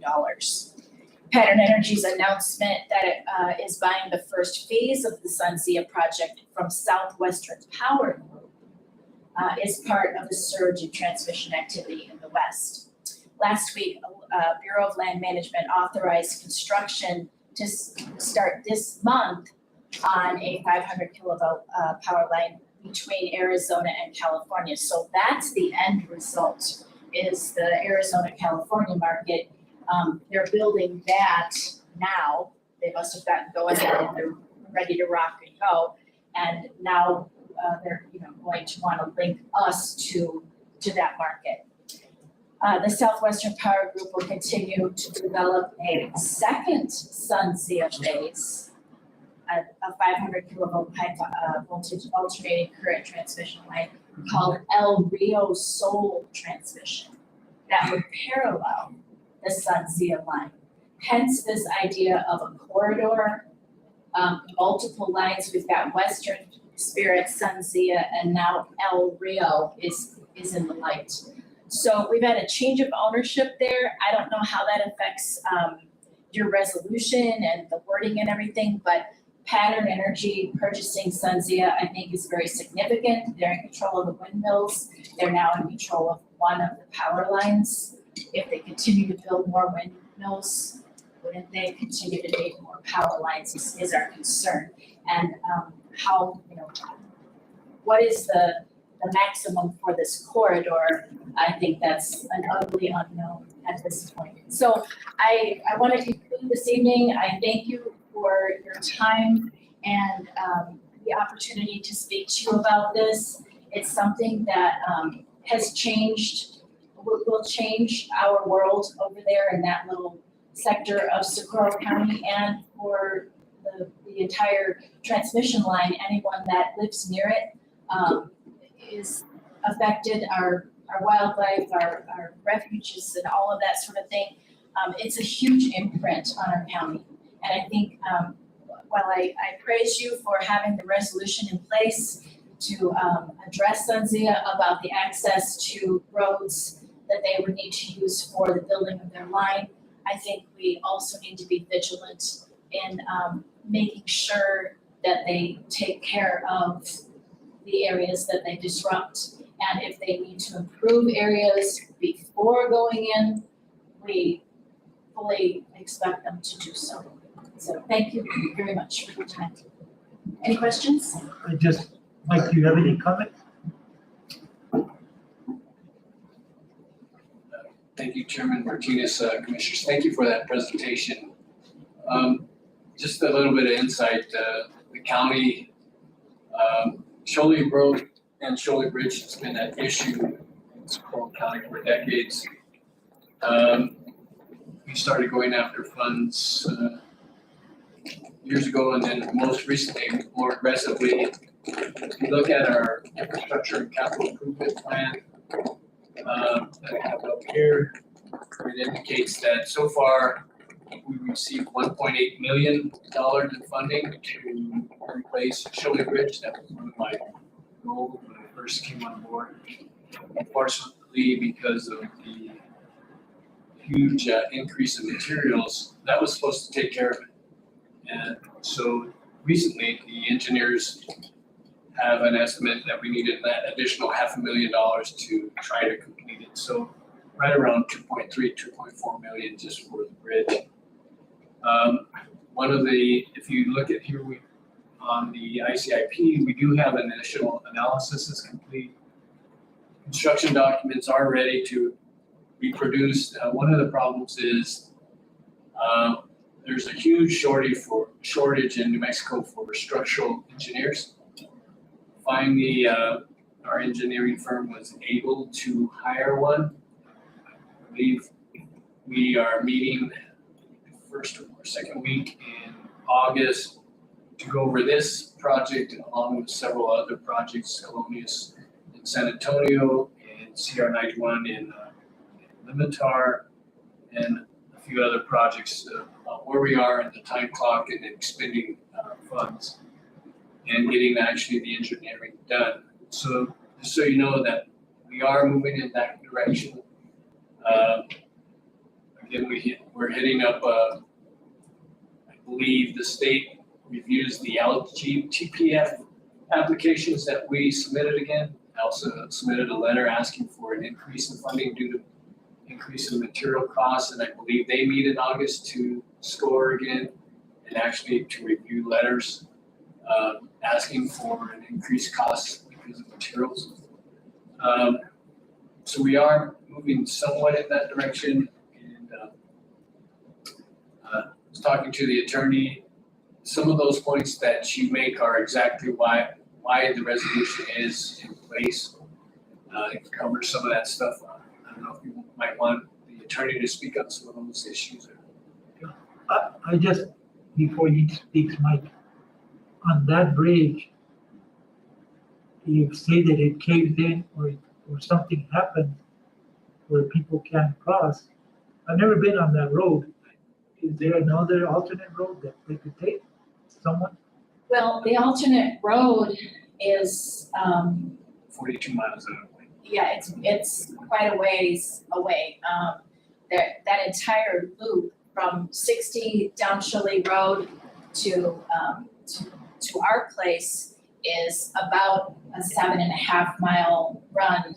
But if you go out the other way, you're adding like probably close to 20 miles to it. So I know the Sunzia folks probably would not want to traverse that. That particular area of road, which is now called La Mesa Redonda and Rose Canyon or Red Canyon Road, depending which county map that you look at, because they were named fairly recently.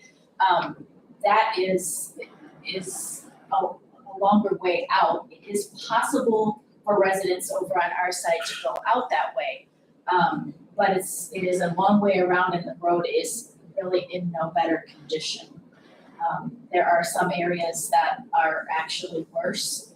And that was in my initial presentation back in 2018. I covered all of those roads, but. And the other thing, did that bridge belong to the state at one time? Did they have a number? Yes, it has a state number. And they do an inspection every 3 years. And we have all that on file. And yeah, if that went down, they would be forced to go south instead of north. And the state condemned it? State condemned it, and also several reports show it that it's condemned and or in poor condition. They address at least 9 different items on the bridge: the beams, the underlay, the materials. Yeah, and that's exactly why I made it a goal when I came on board, that knowing that that bridge was in the condition that it's in, that if something would take place, then the community members out there would be going 22 miles out of their way in order to Just get to the highway. get to the highway. And also the danger it poses, especially during a torrential downpour. And like you said, it's called a draw, but it's an arroyo. And if that ever gets really going, it's going to be ugly. And that's one of many issues the county faces as far as dangers on some of the county roads. That's one of them. Did they give you weight limits on that bridge? The maximum now is being condemned? Well, Burlington Northern BNSF traverses that quite often with fairly heavy equipment. The road department does as well. There are weight limitations. I don't remember exactly what they are, but I don't even know if that really matters because the bridge is in such bad shape. Everybody takes a chance every time they cross it. The only reason I bring it up is because the state has some bridges on New Mexico one that are condemned. Well, they have signs before you get to the bridge where it says maximum weight limit on this bridge, and they have all kinds of signs. So, somebody from Utah or somewhere else that be passing through, they're going on that road, they can see, and they have a big truck and say, oh man, that's a bridge that only 10,000 pounds or whatever, I can't go through. Yeah, that's the only reason I bring it up. If there is weight limit, I think we need to put them out because somebody could get in trouble. I'll reread that. There's several reports every 3 years. It's pretty much the same report that they say this bridge is lousy. But I'll look into that again. Thank you. Yeah, there are no signs that indicate the weight limits at this point. I'm not sure that there were ever signs out there that indicated that. Like I said, we've been living there 18 years. So, you know, it looks bad enough that people enter at their own risk, I guess, kind of thing. There's not even guardrails. No, and that would be something that, you know, we were hoping we could bring Sunzia in on and try to at least get some smoother pavement on top and some guardrails in place, especially if they intend to bring in their crews and so forth, to build the line. Of course, for their protection also. You had mentioned 2 lanes. Are the property owners okay with that in those areas? Well, the Brazils own that initial portion, and I know that they are with me on this. They were unable to be here tonight. There was a death in the family. But she sent me an email earlier today thanking me and telling me to go forth with everything. And I know that they would be open about it. There is BLM land through a portion there. And I would think BLM would grant us, there's quite a bit of BLM that road goes through. There's a couple of other private landowners, the Cisneros family, as well as, I believe the land that Randy Chilton has is BLM. So there are a couple of landowners there, but a lot of BLM. So I think it's doable, at least in portions of it, to double lane it and allow for traffic to pass safely. And you also mentioned the weight limits and stuff, and we knew when we put that was gonna be really hard to enforce. But we were trying to discourage them and fight against Exactly. that. Yeah, it didn't work how we were hoping it was going to work because Sunzia is coming. And we now have to shift our thinking on it, I think, and, you know. I guess this would be for attorney, wasn't there language in there stating that though, that they would fix these roads and make them accessible for not just themselves, but for the ranchers and the. Absolutely, and as we heard tonight, what, you know, that's the point of this board's order. And, you know, what we absolutely need to stay on top of, we need to stay on top of it and make sure that, you know, that we get the services that we need. And hopefully, you know, I anticipate once the final route is approved that we get, you know, at least, you know, the repaving on the top of the road and whatever safety that we can access. I mean, here's the thing, ultimately, with this resolution too, Sunzia has bought a lot of liability with this resolution, which they've also signed on. They've agreed to indemnify the county and hold harmless. So, you know, that they also, in their own best interest, you never know, you know, certainly a corporation never wants to do anything to spend extra money, but it is in their best interest to make sure that, you know, that it is done correctly. Because if they break Sholey Bridge and it kills somebody, well, you know, then they're buying it. So we are going to, as a county, just need to stay on top of it and make sure that they do their part and hopefully have a good working relationship with everyone, you know, who use the bridge as well as Sunzia, if that's where we end up going. So Thank you, sir. Thank you, Sue, for bringing it. No, I think I'm good now. Okay, thank you very Thank much. you very much. Any other questions, Commissioner?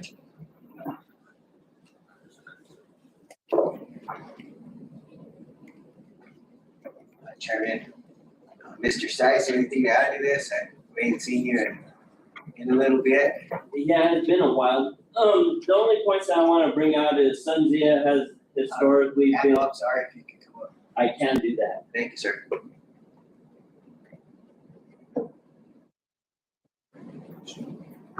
Hi, I'm Daniel Seiss. I live in that area. There's a couple points I wanted to bring up is that Sunzia historically has been filled with broken promises where they say that, yeah, we'll go ahead and do that. And then nothing gets done, or they just kind of keep quiet on it and everything just disappears.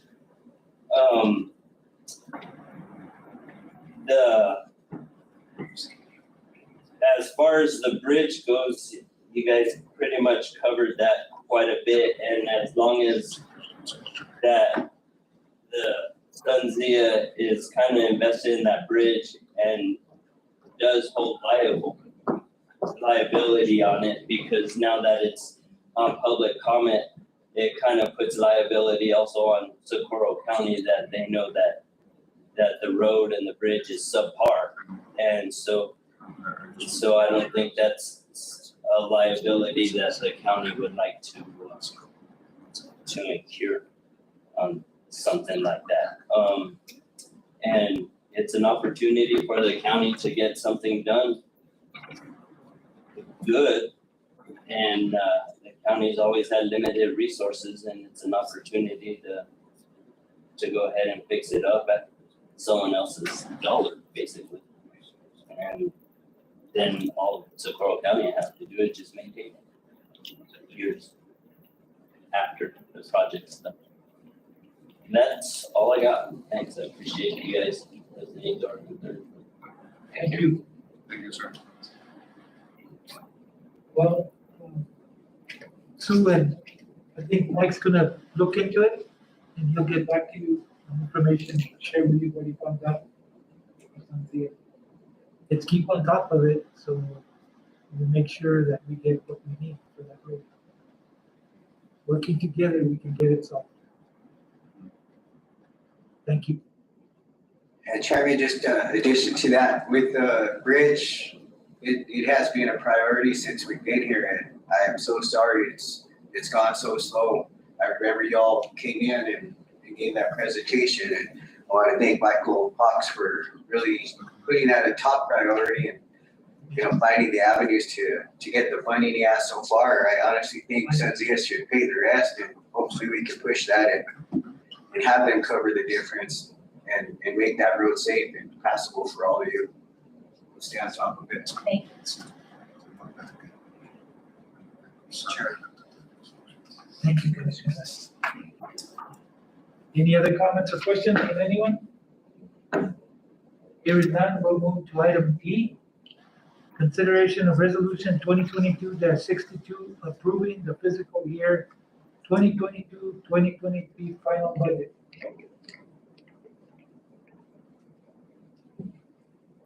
Chairman, Commissioners, and so the final budget that you have in front of you, it kind of mirrors the interim budget that you previously approved. There's only a couple changes that occurred after. The first is that workers' compensation insurance premiums were actualized, so what was actually paid is what you'll see there, and I just input it into the new budget, so no adjustment will have to be done later. I had to add loan 251 to the debt service agreement, or debt service schedule within this budget. The schedules that I had from NMFA were not accurate, so I requested a new schedule, and they sent me another one, which we have 2 more years of payment on. So I had to add that one. And because I had to add that debt, I had to also increase the transfers out of general fund into this loan. And those are the only changes that occurred. Any questions from the financial director, commissioners? Sure.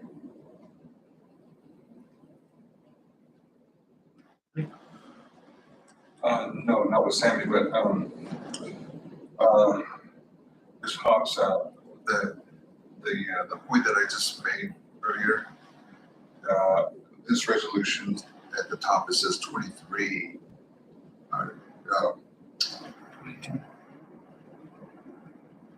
Consideration and resolution 2023 is what it says.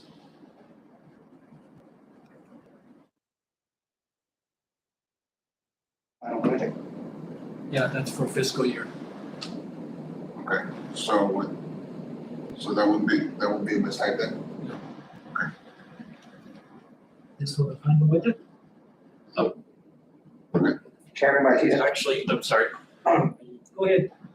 looking at the commissioner, Commissioner Secretary was correct, we do need to change, it's on the actual resolution itself. Correct, we need to change it to 22-62. On the actual resolution itself. Oh, I see. Yeah, so you're correct, Commissioner Secretary. We'll make that change. All right, yeah, because we were just talking about that just now. I didn't want to lose a year. Oh, so now I got it. I thought you meant the year, fiscal year. Yeah. The number. Yeah, Well, that's you're probably absolutely on right. me. I was typing FY 23 so much, I just typed it. So you'll change that 650 to what? 2, 3. It'll be 22. 22.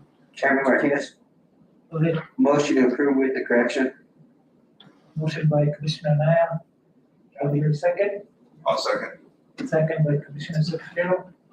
Any further discussion? Hearing none. All in favor signify by saying aye. Aye. Aye. Any opposed signify by saying nay. Hearing none. With the correction, approval of fiscal year 2022-23 final budget. Thank you. Item E, appointment of 2 members to the State Workforce Development Board. Mike.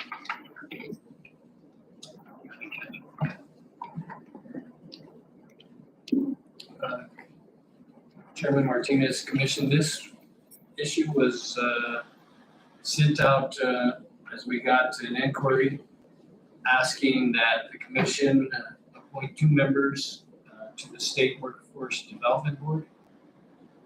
And I believe the email said what vacancies they had. So they're asking for appointment by 2 members. Hopefully, commissioners will volunteer and or if you wish to appoint someone. That's one of the requirements regarding the Workforce Development Board. I agree with you. If volunteers is better, that way they want to be on there and they'll commit the time that is needed. Do they meet monthly or are they going to meet quarterly or? I want to say they meet quarterly, but I'm not quite sure. Don't we have a meeting with them at the end of the month, one of the days on Zoom? They called it, I don't think it's I want to say it's the middle of August, I thought. Yeah. Either the 12th or the 14th, I think. Okay. Commissioner Anaya will turn on in January. So we're gonna be- Commissioner Secretarial, you still got? Would you like to volunteer for that? Is it, do we meet quarterly? Was it? Sure. Quarterly? Was it? Yeah. Then we'll wait for Glenn and Joe. Okay, Chairman, would you like me to poll them Yes. and advise them the necessity, and then if they volunteer, I'll report back to the commission. You need action on this? Yes, because Chairman, need to know who they are. Chairman Martinez, Commissioner, I'll make a motion that we nominate, or I'll nominate Commissioner Secretarial and have Manager Hawks check with the other 2 on the other position. So we'll have a Commissioner Secretarial fill 1 vacancy. I'll second that motion. Any further discussion before I ask for a vote? Hearing none, all in favor signify by saying aye. Aye. Aye. Any opposed signify by saying nay. Hearing none. 2 members of the State Workforce Development Board. 1 is Commissioner Secretarial, and our manager will hold the other 2 commissioners, Commissioner Gonzalez and Commissioner Evans. Sir. Thank you. Item F, direction to staff regarding 2024-2028 infrastructure capital improvement program, ICIP.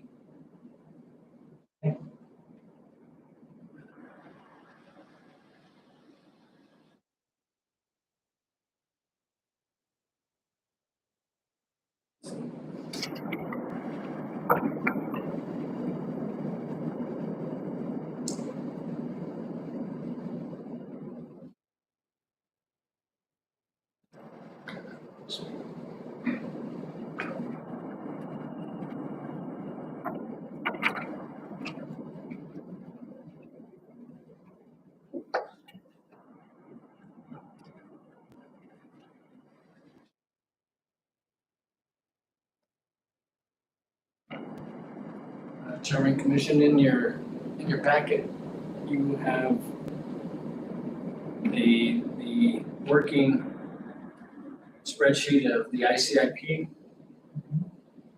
And as you can see, Sholey Bridge is in need of, we've been funded, we thought we were gonna be able to finish that project probably within next year, or at least the total design and everything and start construction. Maybe we still can, but we need an extra 540,000. Sheriff's office is constantly in need of sheriff's department vehicles. This Carroll County Courthouse still, even though we had all the energy efficiency project done, we still need about 500,000 to bring the windows up to speed and to replace them as required by the Historical Society. And the state historic sites. We need an additional 500,000. We received 500,000 for the concrete flood control culverts in Alamo.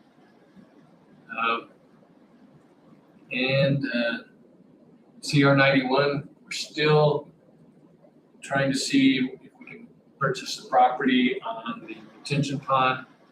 We need $300,000 there. And I moved up the road grader and broadband. At the request of the commission, I moved the road grader to number 6, asking for 280,000, and broadband 10 million, which is 1/6 of our actual need. You can, Belvedere Heights is number 8, which we have already pretty much completed through our LGRF. Stormwater, we have to keep that on there because the project hasn't been completed. So we're gonna inquire about Belvedere if we can remove it. Stormwater San Antonio, until that project is completed, we actually have to keep it on there. And I can't put in, it says funding to date, but that's ICIP funds. The other funds that we received, I put in for Colonius funds and received 2.4 million. So that's where we're at, all the way to number 9. And if you go further down, you can see where district attorney building, we don't need that anymore. Escondido Levee Bridge, actually the state is doing a $5 million analysis and funding on that to see if they have it in their future projects as possibly getting that done. So with that said, that's the suggested priority list. If you want to move them around or ask me any questions. Mike, on the Manager Hawks on the broadband, where'd you see that was? I'm sorry. That's item 007. Economic development and county connectivity. Are you on sheet 20, 24, 28, 28? I have it up here too. So if all the ones before that are 2023 through 2027. And this year, when we ask for it, it actually will be 24. Because next year it actually gets funded in 23, but it's fiscal year 2024 for the legislature. I'm just thinking at this first one with you stating that Belvedere Heights is already completed. Yeah. And we know these guys they need equipment. You could have a grader at 8. I have it at number 6. Okay, then the chip boxes, are they get the wrong one now? Chip box is number. Chip spreader is number 15.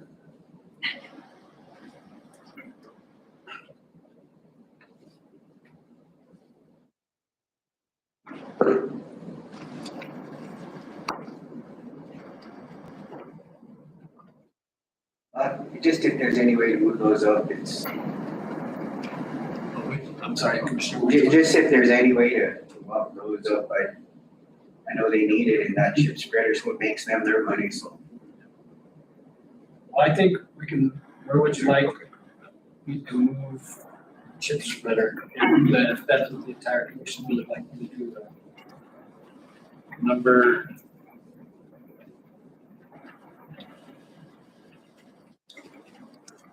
Which number? Let's, if you don't mind, can we go like, the first one you have Trolley Bridge, number 1, right? Right. Number 2, Sheriff Department vehicle. Right, so if you look at years back, the first 5 haven't changed for the last 3 years, Yeah. 3 or 4 years. And this is more vehicles, because they're gonna get 2, right? Now? Or they got 2? They got funding for 2, they've already started looking at, they might have already ordered cars. We're requesting 2 more? 2 more after, if we get the funding, it would be after July of next year. And number 3 is the Socorro County Courthouse energy improvements. You get them out the windows, you said? Yeah, that's the one thing that we have not done at the courthouse, and that's what's been needed for decades. But the reason it's so expensive is because we have to restore them Historical. to how the historical site wants them restored. Number 4 is concrete floor control culverts. Yeah, we're halfway there. We put in for that and lobbied hard. And again, because of cost, we're only halfway there. So, County Road 91 is the drainage that we've been dealing with for decades. We put in last year for a bunch of money and we were able to get 282,000. You move it, Commissioner, and I, where, and Mike, where do you think we could move it? Because the first 5, they've been on the list, and then the rotor grader is 6, which they need. I was just wanting to replace it with Palmdale Heights at 8. Oh yeah, I can do that. Okay, The chip spreader at number 8? Yeah. Is that the wish of the commission? I'm good with it. What do you think, Commissioner? Okay.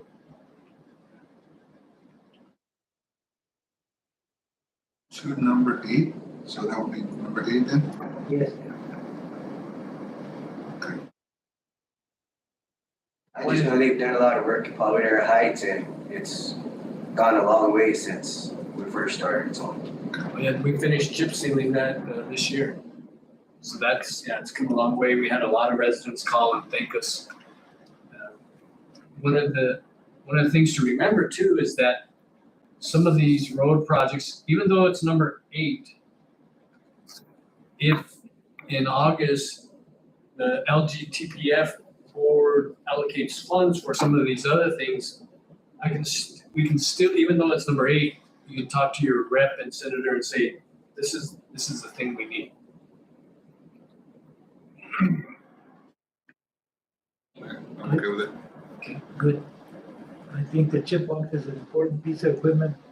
They do a lot of roads with it, save a lot of money. But we would have to hire a contractor to do it. So. And they make money with it. They hire out. So that's all you need? That's it. We'll get it. And it had to be done now because we have to get it in. Chairman Martinez, motion to approve with that one change. Motion by Commissioner Anaya. Is there a second? Do you want to go ahead and save that change? Moving Palmdale Heights from number 8 to 15 and number 15, the chip box up to number 8. I'll second. Second by Commissioner Secretarial. Any further discussion? Hearing none. All in favor signify by saying aye. Aye. Aye. Any opposed signify by saying nay. Hearing none. ICIP plan 2024-28 is approved with the changes that were noted by Commissioner Nye. Okay. Item G, direction to staff to publish the title and general summary of an ordinance amending the personnel policy to authorize terminal leave. Mr. Chairman, members of the commission, certain members of this board had previously discussed whether or not we should modify our personnel policy to allow for terminal leave in certain situations. This item's on here to start that process and also to get ideas from the commission about exactly what you would like to see in the ordinance. Generally, what terminal leave is basically, you accumulate a certain number of sick leave hours and a certain number of vacation hours, and when you leave your employment, you can convert a certain number of sick leave and you get paid out for vacation, for a certain number of vacation hours. But so it really kind of, if I'm not mistaken, Mike, correct me on this, we're really dealing with sick leave at this point, since you're going to be ultimately paid out of your accumulated vacation leave. But a lot of people, have worked a long time to accumulate their sick leave, and at the end of their employment, a lot of it just goes away. So the thought behind terminal leave is that at a certain point, you can basically burn your sick leave to use it, not show up, not go to work, but then the sick leave would be authorized to allow you to be absent from work but still be paid. Generally, what I've seen with terminal leave policies, and I think this portion of it makes sense, would be that you place a limit on one employees, how long they've been here. So for instance, I think the standard that I've seen is employees have to have been employed for at least 5 years before this would even apply to them, not someone who is here for a year, theoretically wouldn't be eligible, although that's completely within the discretion of this board. Two, that it only applies when under the circumstances of retirement, and for instance, if you're being laid off, and if you're being laid off, then you should be able to take advantage of that benefit. If it's something, again, completely within the discretion of the board, but what I've generally seen and would recommend is, if you're just changing jobs, you're taking that risk. But if you are, if you put in your years with the county and you're retiring, or it's not your fault, there's a layoff for some reason, then you get to burn that time. It generally won't affect the county's budget. That time should be put in. One provision that I do see that's fairly standard that I think that probably we should maybe consider modifying is basically that once you start terminal leave, a lot of entities say, all right, well, you know what, then you start your terminal leave by, don't come back. So, if you have a month worth of terminal leave or a week worth or whatever it might be, then basically you burn that at the very end. And the point to that is often so that position can be filled. However, I think that we should probably leave that a little more open to the discretion of the manager, depending on the individual circumstances. It might make sense, for instance, in the sheriff's department, if someone is retiring, to say, all right, this officer is no longer going to, you basically get to retire 2 weeks early so we can fill the position. But it may not make sense in the case of a layoff or another position where you need someone to continue to come to work every once in a while, maybe even to help train someone that if they're retiring to be replaced.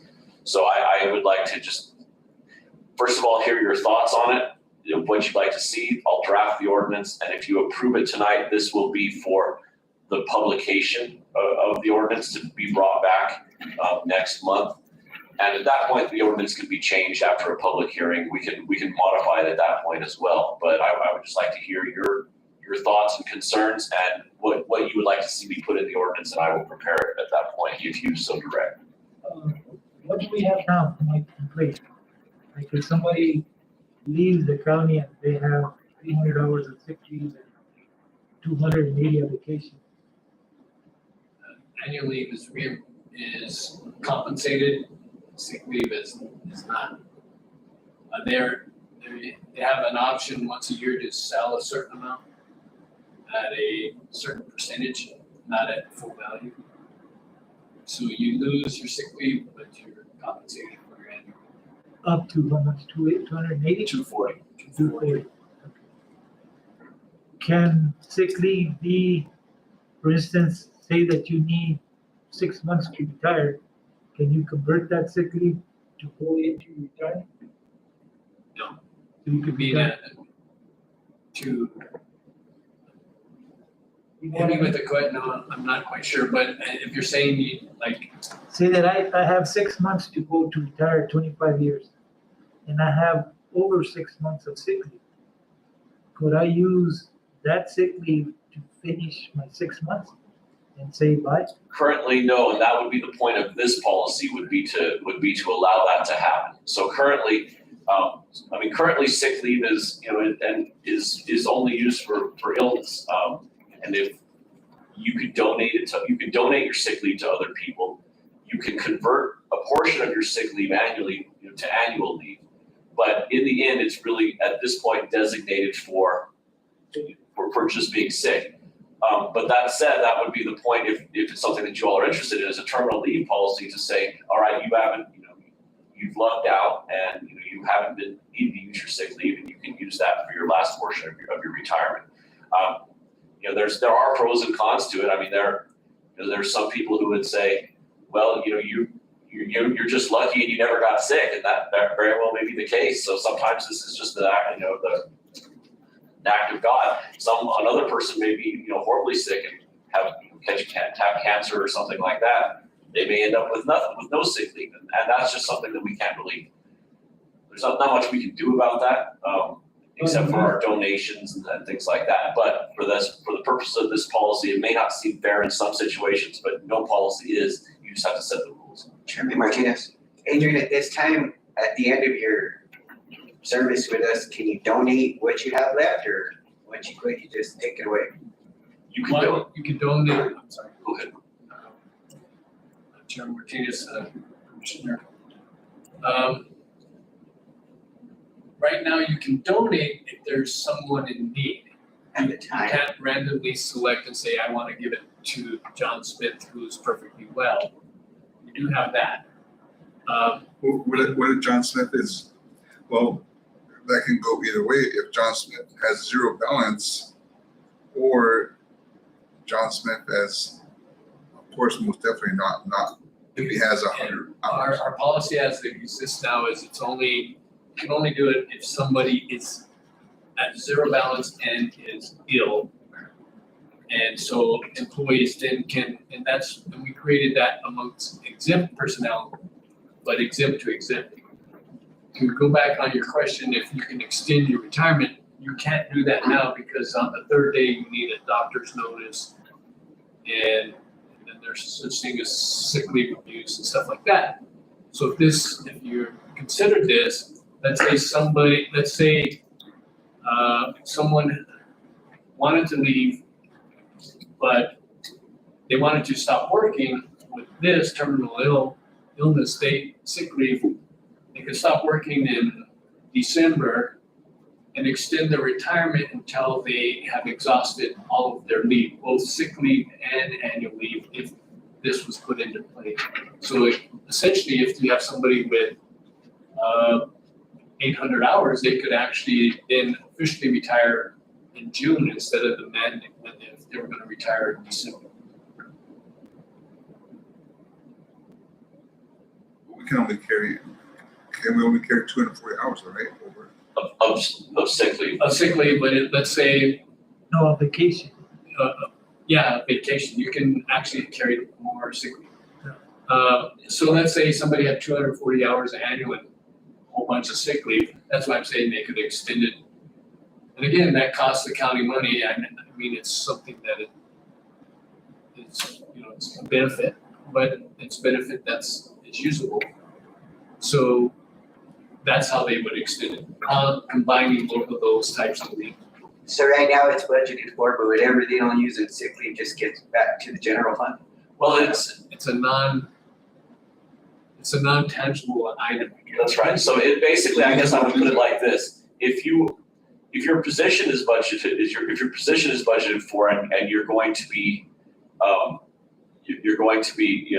let go, let's say you're gonna be let off, your position's already gonna be budgeted for at that point to, up to a certain point, so it probably wouldn't hurt the general fund. However, in a situation where you're replacing somebody, then that is going to take a hit on the general fund, and so that's probably why we would also, I would suggest we build in something to the effect of, caps and certainly notification. Let's say you're gonna retire, and if you're gonna retire, you need to tell the county X number of, months in advance so that we can make sure that those funds are available. It shouldn't be something that should just be sprung on the county, because that would hurt the budget in certain scenarios. I think we should, I mean, I am in favor if we have a cap to it, some sort of cap. That way we don't have a scenario like what Mike just talked about in regards to somebody walking with 700 hours and say, oh, all right, I'm retired now, Makes sense. Well, we have two other commissioners that are absent, and I think this should be something for all the commissioners to come in agreement and set up. That's my recommendation.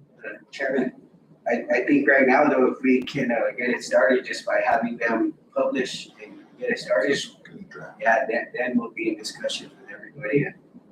Yeah, because the actual finality doesn't occur. We'll have to have a public hearing in August. At that point, we can make changes at any time. I will, if you direct this, I will circulate a draft, which will just be that, a draft. We can make all the changes we want, but we need to give public notice of that. Okay. Well, yeah. And that way the employees can put their input also, correct? Absolutely. Well, that's good.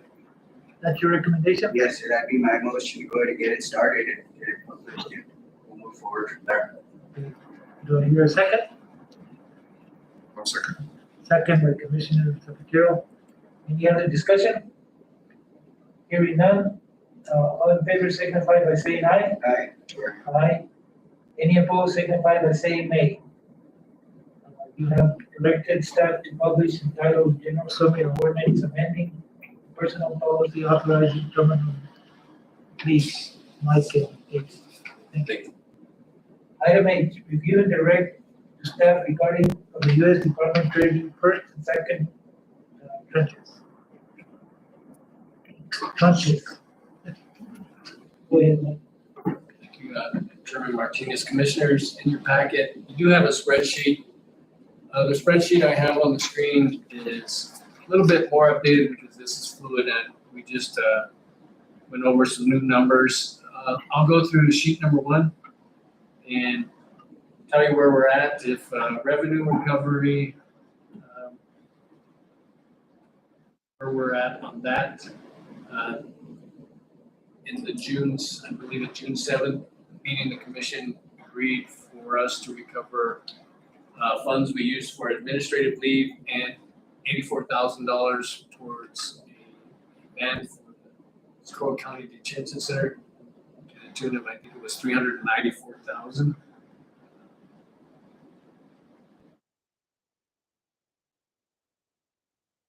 Yeah, so it's 255,851 plus 84,000.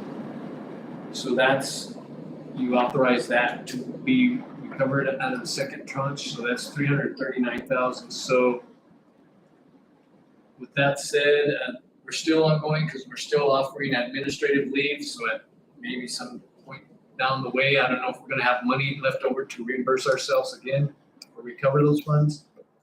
But premium pay so far, the commission authorized $199,850. So far, we've utilized $478,418.84. There's only one person less. Remember how we had less hours, it took longer, so we're gonna get close, but I don't think we're gonna expend all of that money. We have 21,000 left. Remember, part of the idea was in November of this year is to try to do the same. I don't know, you'll see the numbers. I don't know if we're gonna be able to do that or not. So, and then you allocated so much to technology and ventilation for the courthouse, $400,000. total remaining 90,000 we need to recover, because all that money was removed. So you look at in red, we owe that amount 186,000.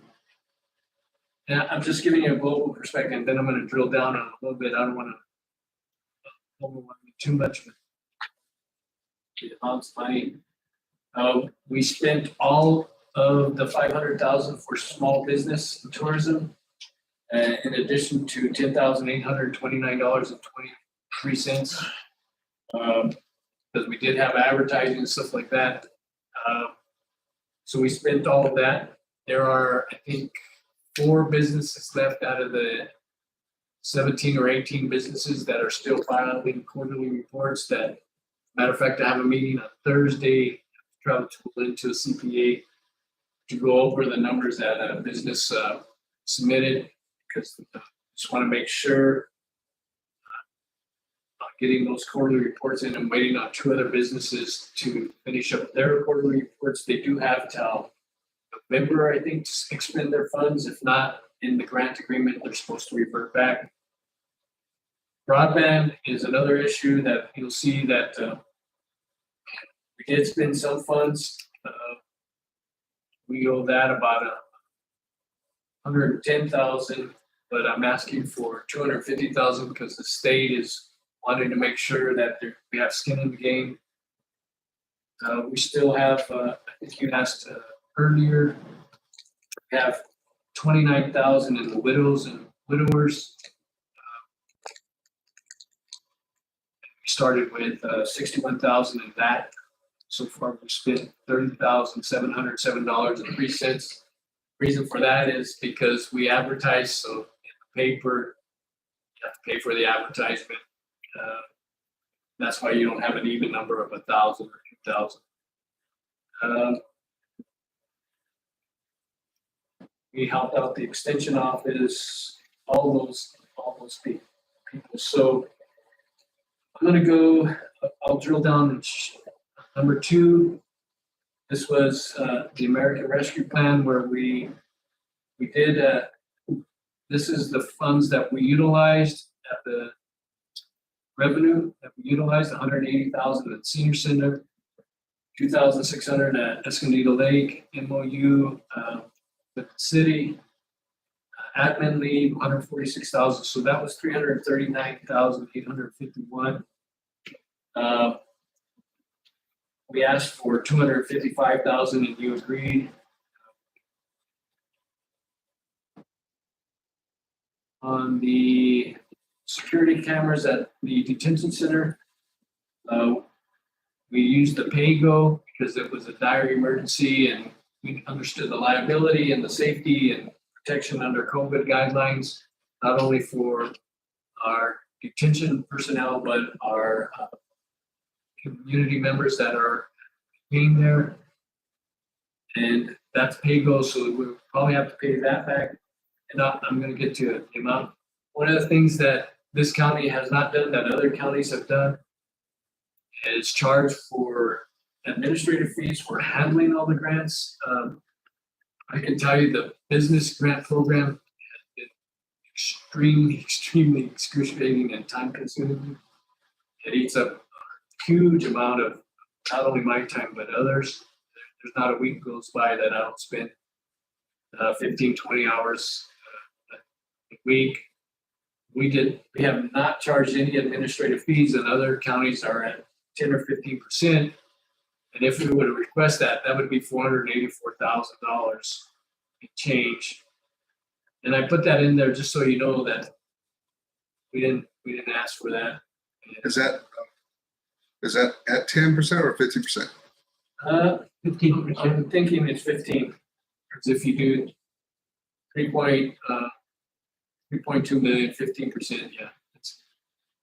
The next one would be document management. I'm asking that to be part of the second tranche. That's going to assist Betty and all the other elected officials in their offices. We have documents everywhere, and we use our old jail for document storage. We use the basement as document storage. And that's actually fulfills several of the pillars within Treasury's analysis. It creates safety, it creates continuity, technology, all those things that Treasury is looking for on the pillars that would fulfill with that one. The ventilation system at I keep on wanting to say church. I don't know why. Maybe somebody's saying I need to go to church. But at the courthouse, we owe that $186,000 still. And the next thing would be Escondido Lake. The commission had agreed on $250,000. Then they upped it to $284,378.25. But it got all the way down. We moved funds, and our new total amount that we have remaining out of $15,000 that we left in there so we could advertise on our RFP and stuff, we have $14,326.86. But if I'm asking that the commission allocate $235,673.14 to at least bring us back up to the $250,000 on trying to make our tourism, make the lake more attractive. The commission wanted that as well.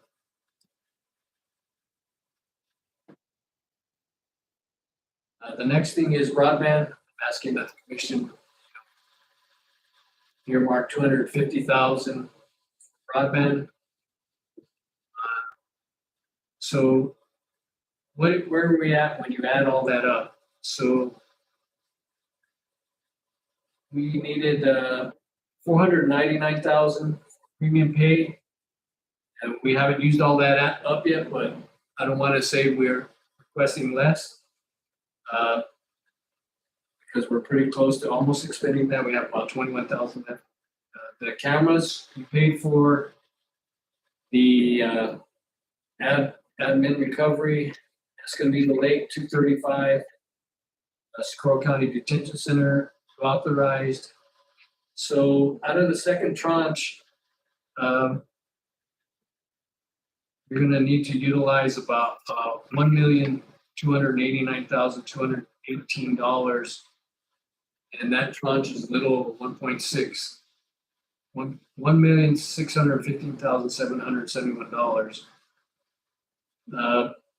So then when you add broadband, document, and I'm asking, we were going to ask for technology in the Treasury office, that's $50,000, and then San Antonio flood control, but I think we have all the money on the flood control. But that would be $1,899,218. And again, I highlighted administrative costs, but that would put us at way over cost at $2.3 million. So we're getting the $1,006,000 and change. Right now we have maybe 200,000 left for the first tranche. So we're close. If you take 50,000 out of the San Antonio control, flood control, because we already got that, probably have to take out the Treasury and keep both of those as fluid in case we don't utilize all those other funds.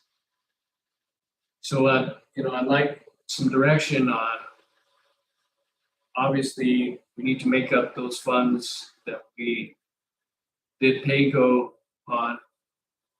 So out of the second tranche, for sure, I need $1,289,218 plus the $250, the $260. That puts us at 1.7, almost 1.8. So we don't have no money. Yeah, that would put, and again, it's fluid, because we could go in and broadband, the state could come in and say, you know what, your application was great, we're gonna give you 10 million this phase, you know, but if, so we could have that freed up. They could say, yeah, you have 250,000, that's nothing, you know, but you showed your good intentions, you have some skin in the game. They might make us use it, but maybe not. We definitely, you already allocated the cameras at the jail, you already allocated the premium pay, you already allocated the 84, Escondido Lake is the 235. So really what you're wanting to do is decide, like I said, I would take out Treasury and San Antonio flood control because those are no-go. Those aren't absolutes. And after it's all said and done, we could probably have about $150,000 cushion. On the second grant. Second and money unused from the first.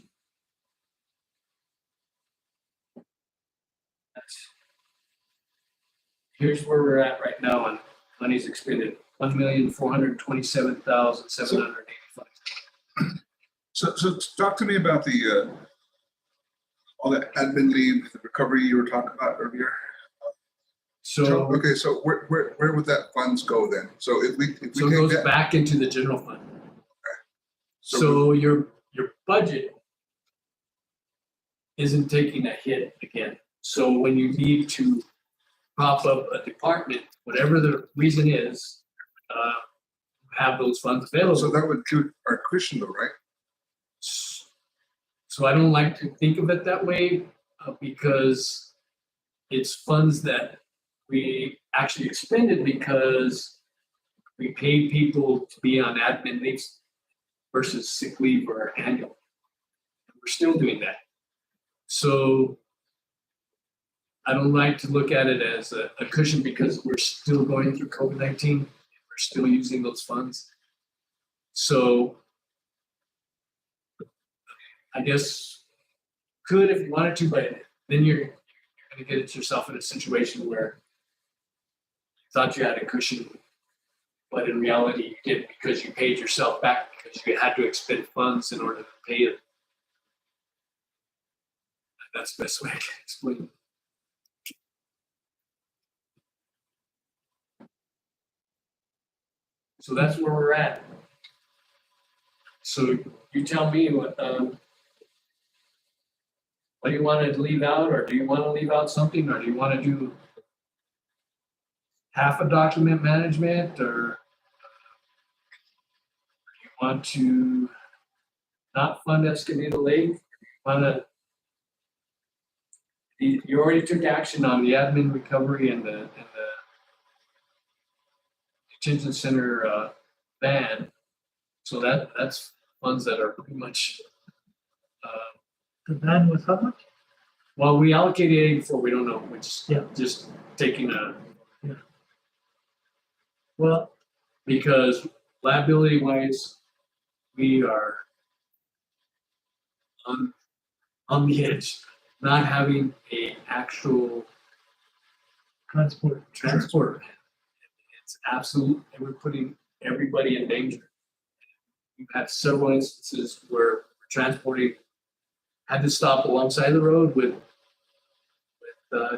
detainees, wait for another vehicle to come, pick them up.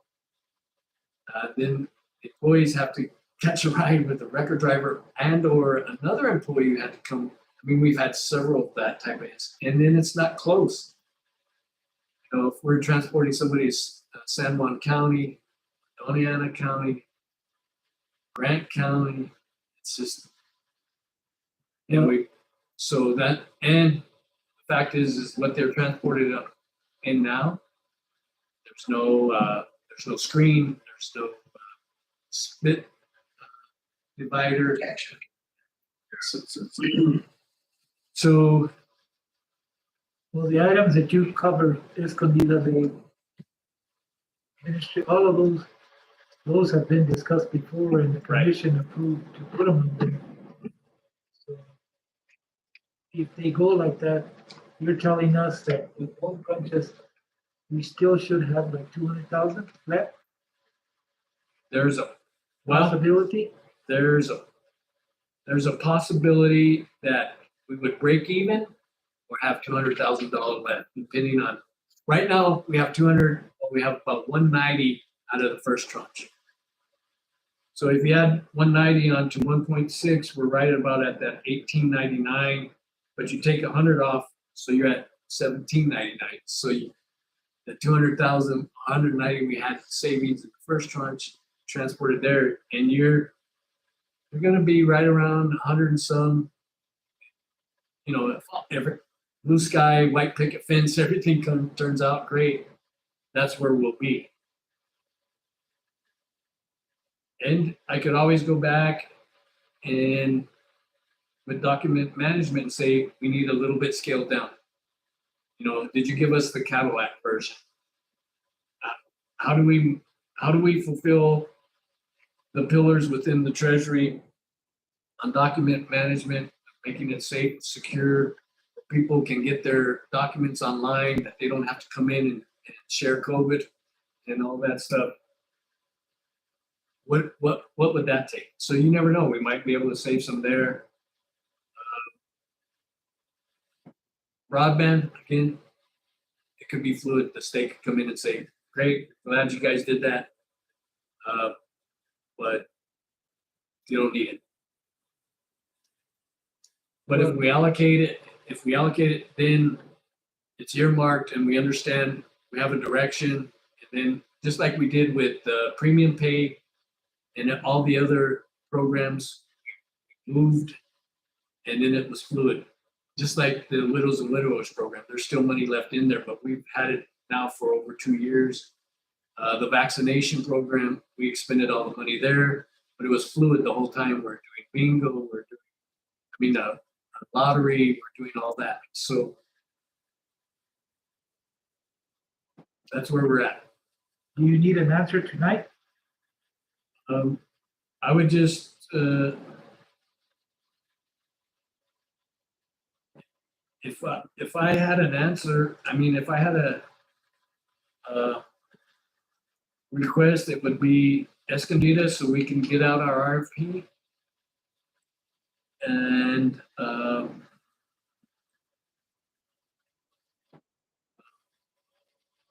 some latitude on document management and then broadband.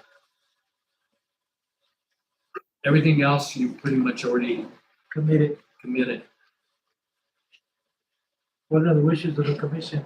I say move forward with it the way it's presented. We paid ourselves back with that other piece, and right now you said this is fluid, so we might get something from the broadband, but if not, it's not gonna drain us. Yeah, and that's a great point, Commissioner Chairman Martinez. We did pay ourselves back, so what does that mean in reality? And I think this goes to what Vice Chair Secretarial's question was. Those are funds that possibly have access to in the event that we start running a little dry. Because those were funds we didn't have to, we dipped into the general fund, but we didn't know if we're gonna have those funds, so we're break even. But as you heard earlier, we're in a fairly decent position right now. It could change, and again, it's fluid. So it's going to be, I think we're where we want to be. We're in a position where we want to be, but we don't want to overstep. Okay. Did you hear the recommendation, Commissioner Secretary? On that? Okay. So you heard our manager's recommendation, you heard Commissioner Lamb's made a motion to move forward with it as presented, correct? Correct. And second by Commissioner Secretary. Any further discussion? Hearing none, all in favor signify by saying aye. Aye. Aye. Any opposed signify by saying nay. Hearing none, you have the direction to continue the way you presented. Thank you, Chair, Commission. Just so you see, purple means that I was requesting it, I've taken off the purple of the technology and the flood. So that actually makes this item less. Thank you. Okay. Item K, acknowledge personnel changes. Chairman Martinez, I'd like to acknowledge personnel changes. Randy Gonzalez Carrillo, Sheriff's Department, transfer from detention to the Sheriff's Department. Sandra Trevizo, Treasurer's Office, resignation.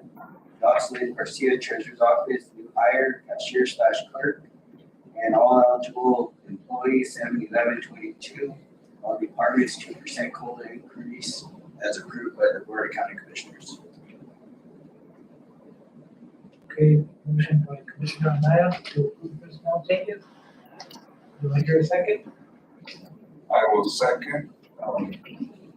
Commissioner Knight?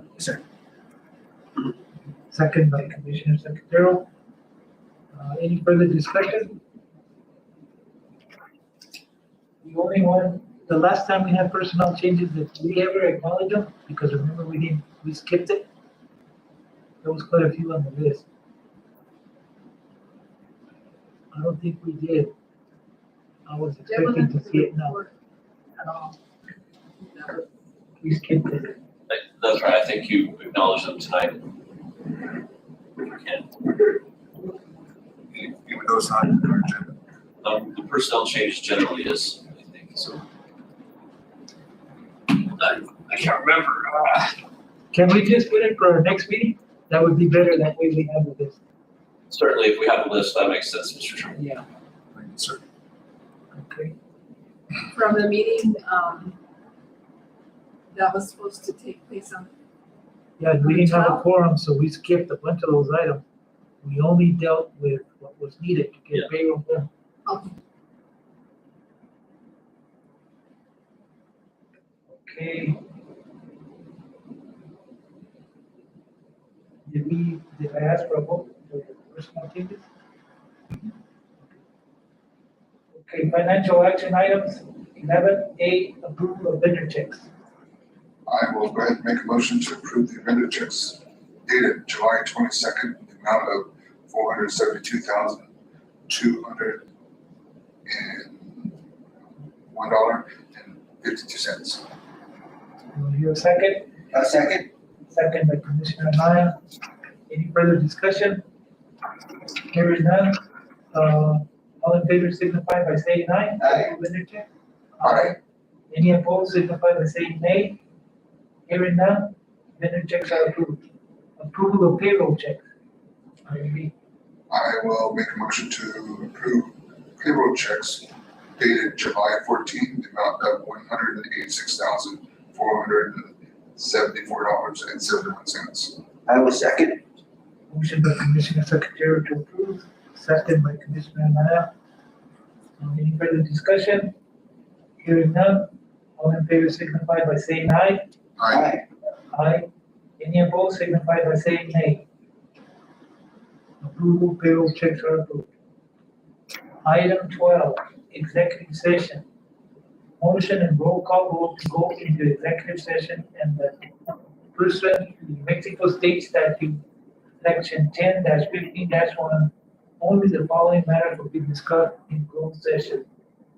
Pending or threatening litigation, 10-15-1, H7, I, in reference Carmona. And number 2, Jordison versus Board of County Commissioners.